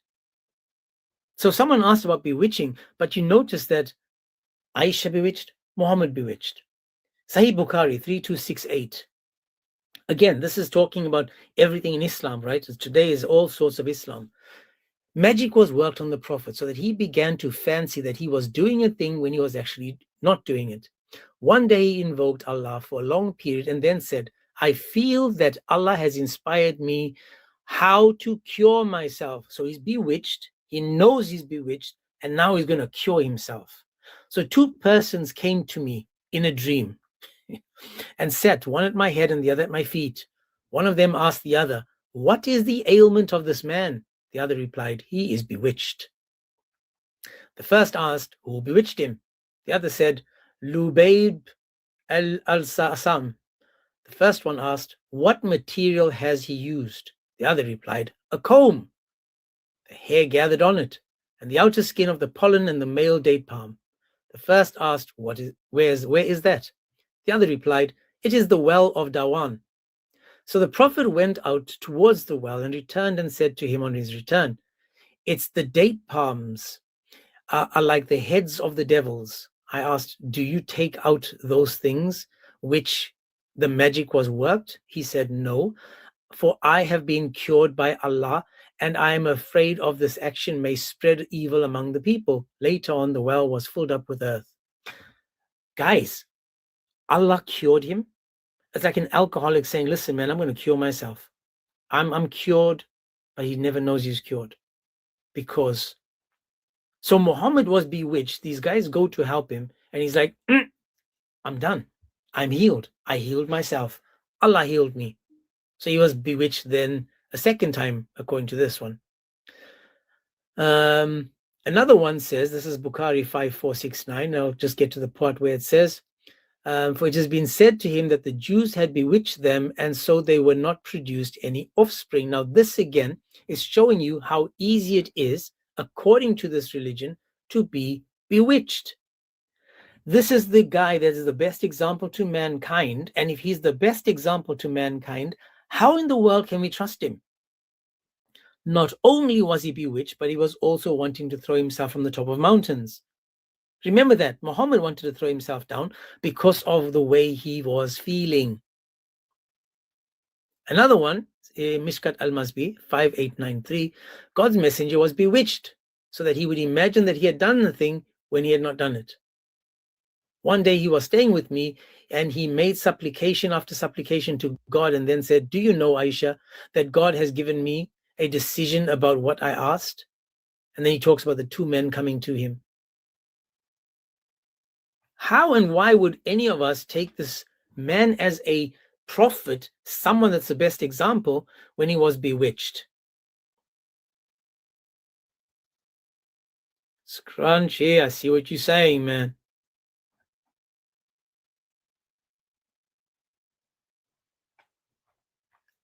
I don't understand, guys. I don't understand.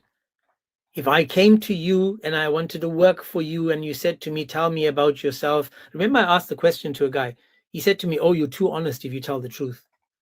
He said, "Oh, you can't tell the truth because that's too honest. Because if you said to me, 'Tell me about yourself,' and I'm going to listen, I'm going to be honest with you, and I'm going to tell you this, that when I was younger, maybe 10 years ago, I tried several times to unalive myself. And not only that, I was bewitched by Satan, a few times. And not only that, my wife is a 9-year-old. But not only that, I've got 11 wives. But not only that, I also rob caravans. But not only that, I've unalived an old woman by splitting her in two, Kirfa, with 2 camels. Not only that, I'm allowed to beat my wife. But not only that, I'm allowing everyone to sleep with children. But not only that, if I look at your wife, you've got to give it to me. But not only that, These are the things we are supposed to look at Muhammad and go, this is the type of person I want to follow. This is the type of person I want to follow. You know, guys, I want to also say this. Even though yesterday, I don't think we had that many people, and I think maybe 100 people, if that. There's still over 1,000 people that watched the live yesterday on YouTube. Over 1,000 people watched Was Jesus a Muslim? So notice that they are going to the YouTube channel and watching the lives, watching these videos, watching these recordings. And I love it. And I'm very grateful for them to do that, because I promise you, we are planting seeds by asking these questions, by questioning these people, by asking questions about Islam, even though, you know, we're dropping down to the 60s, it doesn't matter, because they're still watching this. They're still coming back for more, because they know that we are presenting Islam from the Muslims, not from the Christians. We're just asking questions about what we were given. That's it. We're just looking at what was given to us and we're asking questions. So the all sorts, so Islamic all sorts, asking questions about it, the free will, the understanding Islam, trying to, the creation of the pen, for example, or the creation of man. Notice we are able to go to these things. We are able to address every topic they have, and yet they can't.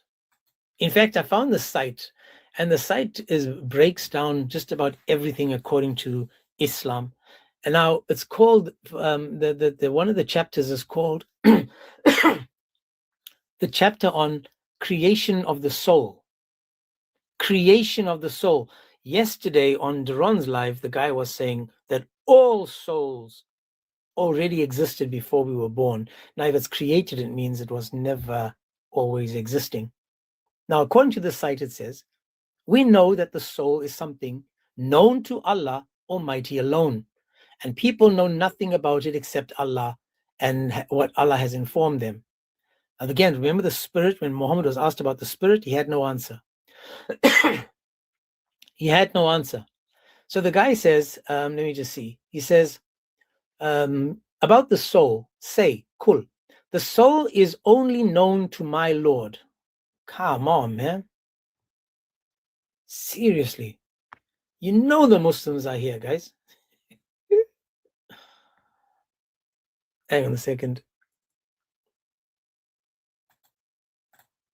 You know the Muslims are sitting there watching this. Keep reporting, man. Keep reporting. Keep reporting, man. Anyway, so Muhammad is told that the soul is only known to my Lord, and you have not been given knowledge except a little. That's in Surah Al-Isra 85. Then Abdullah reported, while I was in the company of the Prophet on a farm and he was reclining on the palm leaf stalk, some Jews passed by. Some of them said to the others, ask him about the soul. Some of them said, what urges you to ask him about it? Others said, don't, lest he should be given. He gives you a reply you may dislike. But they asked him anyway. So they asked him about the soul. The Prophet kept quiet and did not give them an answer. I knew that he was being divinely inspired, so I stayed at my place. So he must have heard the bells ringing, and now he's getting inspired. And so I stayed in my place, and when the divine revelation came upon the Prophet, he said, about the soul is only known to my Lord, and if you have been given knowledge except a little, and you have not been given knowledge except a little. So according to even the questions to Muhammad about the soul, the spirit, no idea. So it says that we believe that souls are created. This is according to Islam now. Now, if the soul is created, it's not eternal. Something created is not eternal. It has a beginning, it has a start. But the Muslims are telling us that the souls exist with Allah before. How is it possible that the soul can exist with Allah before if it is created?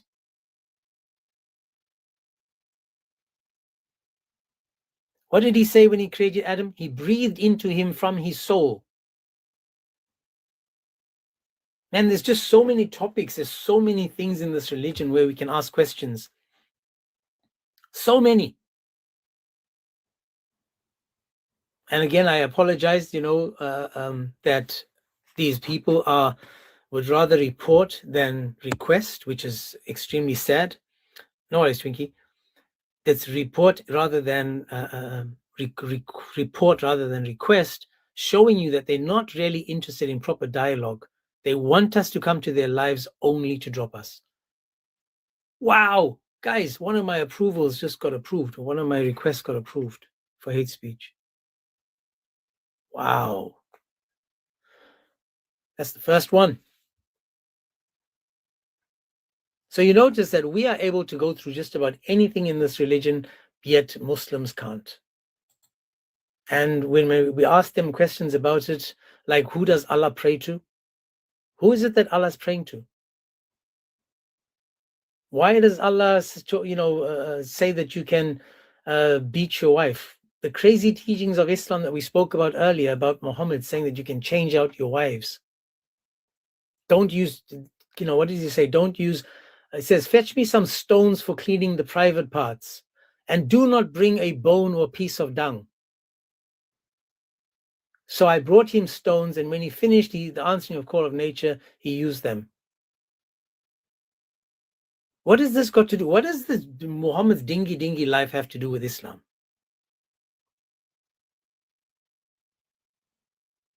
Hang on, someone else is requesting.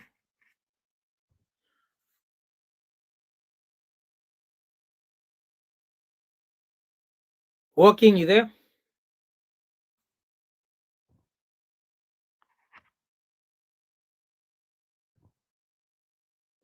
Maybe it's just a mistake. Anyways, guys, once again, the Muslims have let us down. I'm glad Badis came up. Very happy that Badis did come up.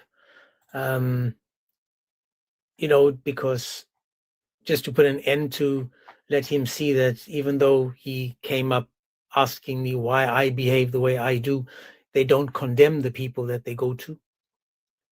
They don't condemn them. He said he doesn't see a problem with 3 chickens on a stage in a triangle, asking how many chickens do we see, but he has a problem with a grown man walking with his daughter or a young girl because they know what it's pointing to.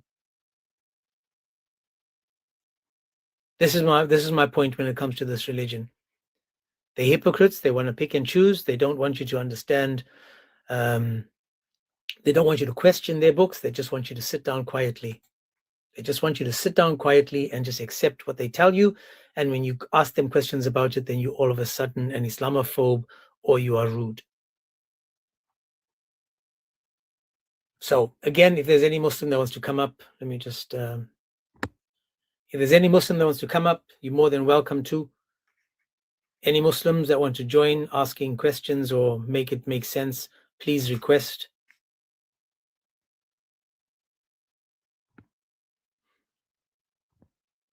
Today was just a licorice all sort, different types of topics that we've gone through since people have asked for these topics. So if there's anyone that wants to join and just, make it make sense or wants to add something about this religion that they think is crazy, you're more than welcome to. Because again, we're honest about what we read and we present it in all honesty. So if there's anyone that wants to join, you're more than welcome to.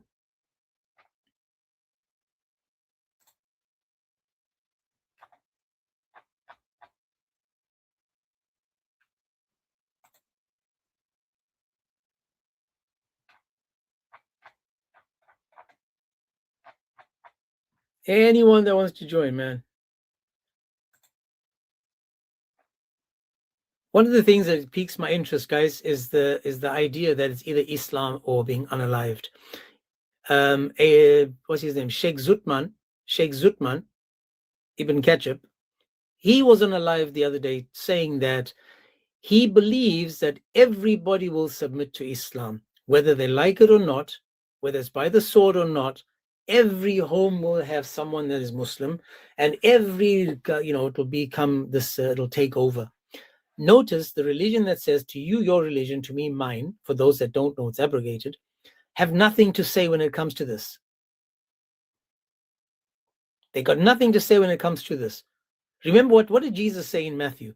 Jesus said, return your sword to its place, for those who take the sword will die by the sword. But Islam is teaching you need to lead with the sword. It's teaching us in Surah 244, it says, fight and unalive in the way of Allah. What is the way of Allah? What does it mean in the way of Allah? Jesus is saying, put your sword away, man. You know, continue to love your enemies and those who pray for those who persecute you. Imagine the audacity of saying something so silly. Imagine the audacity of saying something that silly. Pray for those that, go against you, persecute you. When you could have said, unalive them in the way of Allah. And then Surah 9, 123, it says, fight the unbelievers, the disbelievers that are near you. This is the Quran again, teaching you that even your neighbors you should be fighting with. Your neighbors that are with you, fight with them. You've been with them for so many years. Fight them in the way of Allah. What is the way of Allah? Is there any Muslim that can tell me what is the way of Allah? In Surah 2, 193, what does it say? Fight them until there is no more fitna. What is fitna? Disbelief and worshipping of others along with Allah. Meaning, me and you. And it says, and all and every kind of worship is for Allah alone. So hang on a second. What is this fighting in the way of Allah? Muslims, where are you? Why aren't you coming up and teaching us? You know I'm going to come to a couple of you Muslim lives today. I've got a couple of hours free still after this. I will come to Muslim lives and ask you guys questions. In Surah 839, it says, and fight them until there is no more fitna. Again, polytheism, worshipping others besides Allah. And the religion will be for Allah alone. In Hilali and Khan, in the brackets, it says, in the whole world. In the whole world. Be careful who you vote for. Be careful who you allow in your countries. Be careful who you are accepting, being blinded by with sympathy and whatever. Wolves in sheep clothing. Matthew 7:15. Wolves in sheep clothing. Muslims are commanded to fight with us, and yet they want to come to our homes, they want to come to our countries, and then they want to change it.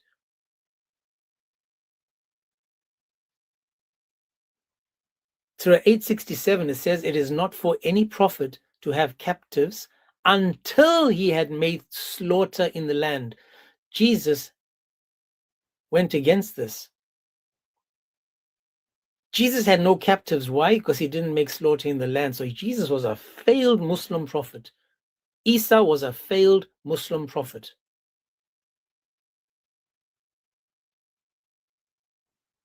Man, you can't make this up, guys. I promise you, you can't make this up, because each time we read the Quran, we can see over and over again that Islam, it comes to us with this, in sheep clothing. It's like, as I've said to people before, if I had 100 snakes outside my front door, and only one of the 100, or even 1,000 snakes, and only one of those snakes was poisonous, yet they all looked exactly the same. All of them look exactly the same. And I was told to bring one of those snakes into my home, not knowing which one of them is poisonous. I would say no thank you to all of the snakes, because I would not put my family in danger. And this is why all of you need to be careful who you allow into your homes, because even though they are telling you, I've got a friend, and this is no joke.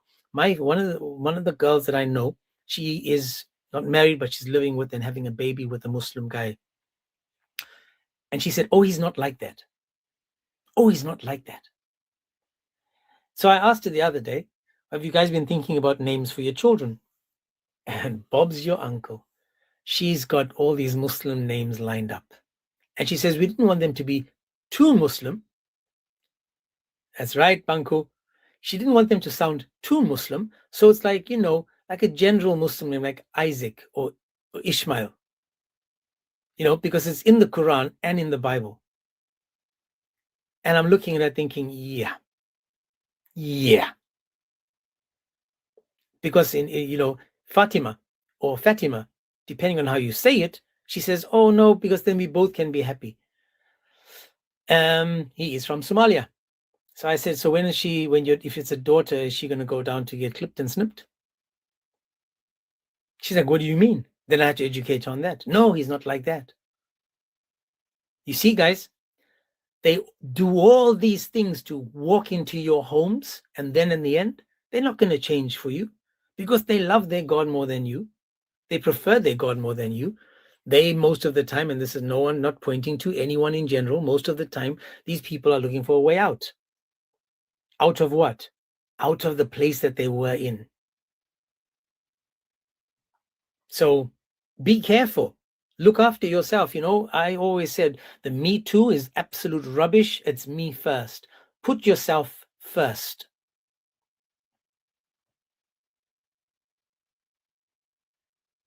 Anyway, man, if there's no Muslims wanting to join, then let me love and leave you.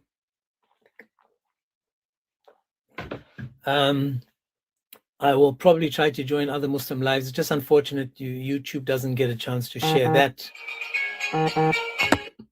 It doesn't get a chance to experience that. But let me love and leave you guys. God bless you. And have a fantastic and safe weekend. Stay in Christ. Let me just read the Psalm today. Just give me a second.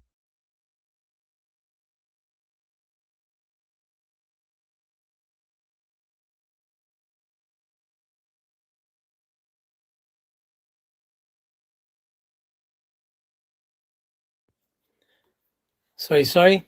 We're on Psalm 48 right now.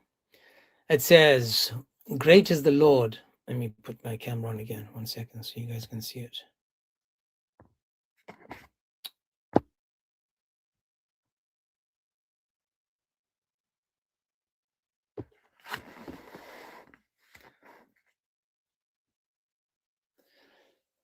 Great is the Lord and greatly to be praised in the city of our God. His holy mountain beautiful in elevation is the joy of all the earth. Mount Zion is the far north, the city of the great King, wherein her citadels God has made himself known as a fortress. For behold, the kings assembled and came on together. As soon as they saw it, they were astounded. They were in panic. They took to flight, trembling. They took hold of them, anguish as of a woman in labor. By the east wind, you shattered the ships of Tarshish, as we have heard. So have we seen in the city of the Lord of hosts, in the city of our God, which God will establish forever. We have thought on your steadfast love, O God, in the midst of your temple. As your name, O God, so your praise reaches to the ends of the earth. Your right hand is filled with righteousness. Let Mount Zion be glad. Let the daughters of Judah rejoice because of your judgment. Walk about Zion. Go around her. Number her towers. Consider well her ramparts. Go through her citadels, that you may tell the next generation that this is God, our God forever and ever, and he will guide us forever. Amen. Okay, guys, unfortunately, Muslims have, let us down again today, but we're good. We don't mind. We just pray for them. Remember, we don't hate them. We love them, and this is why we need to come to them with truth. So please open your Bibles as always. Read your Bible, share your Bible, know your Jesus. And as always, humble yourselves, remove the hate, the pride, the ego, and put Christ first. God bless you guys.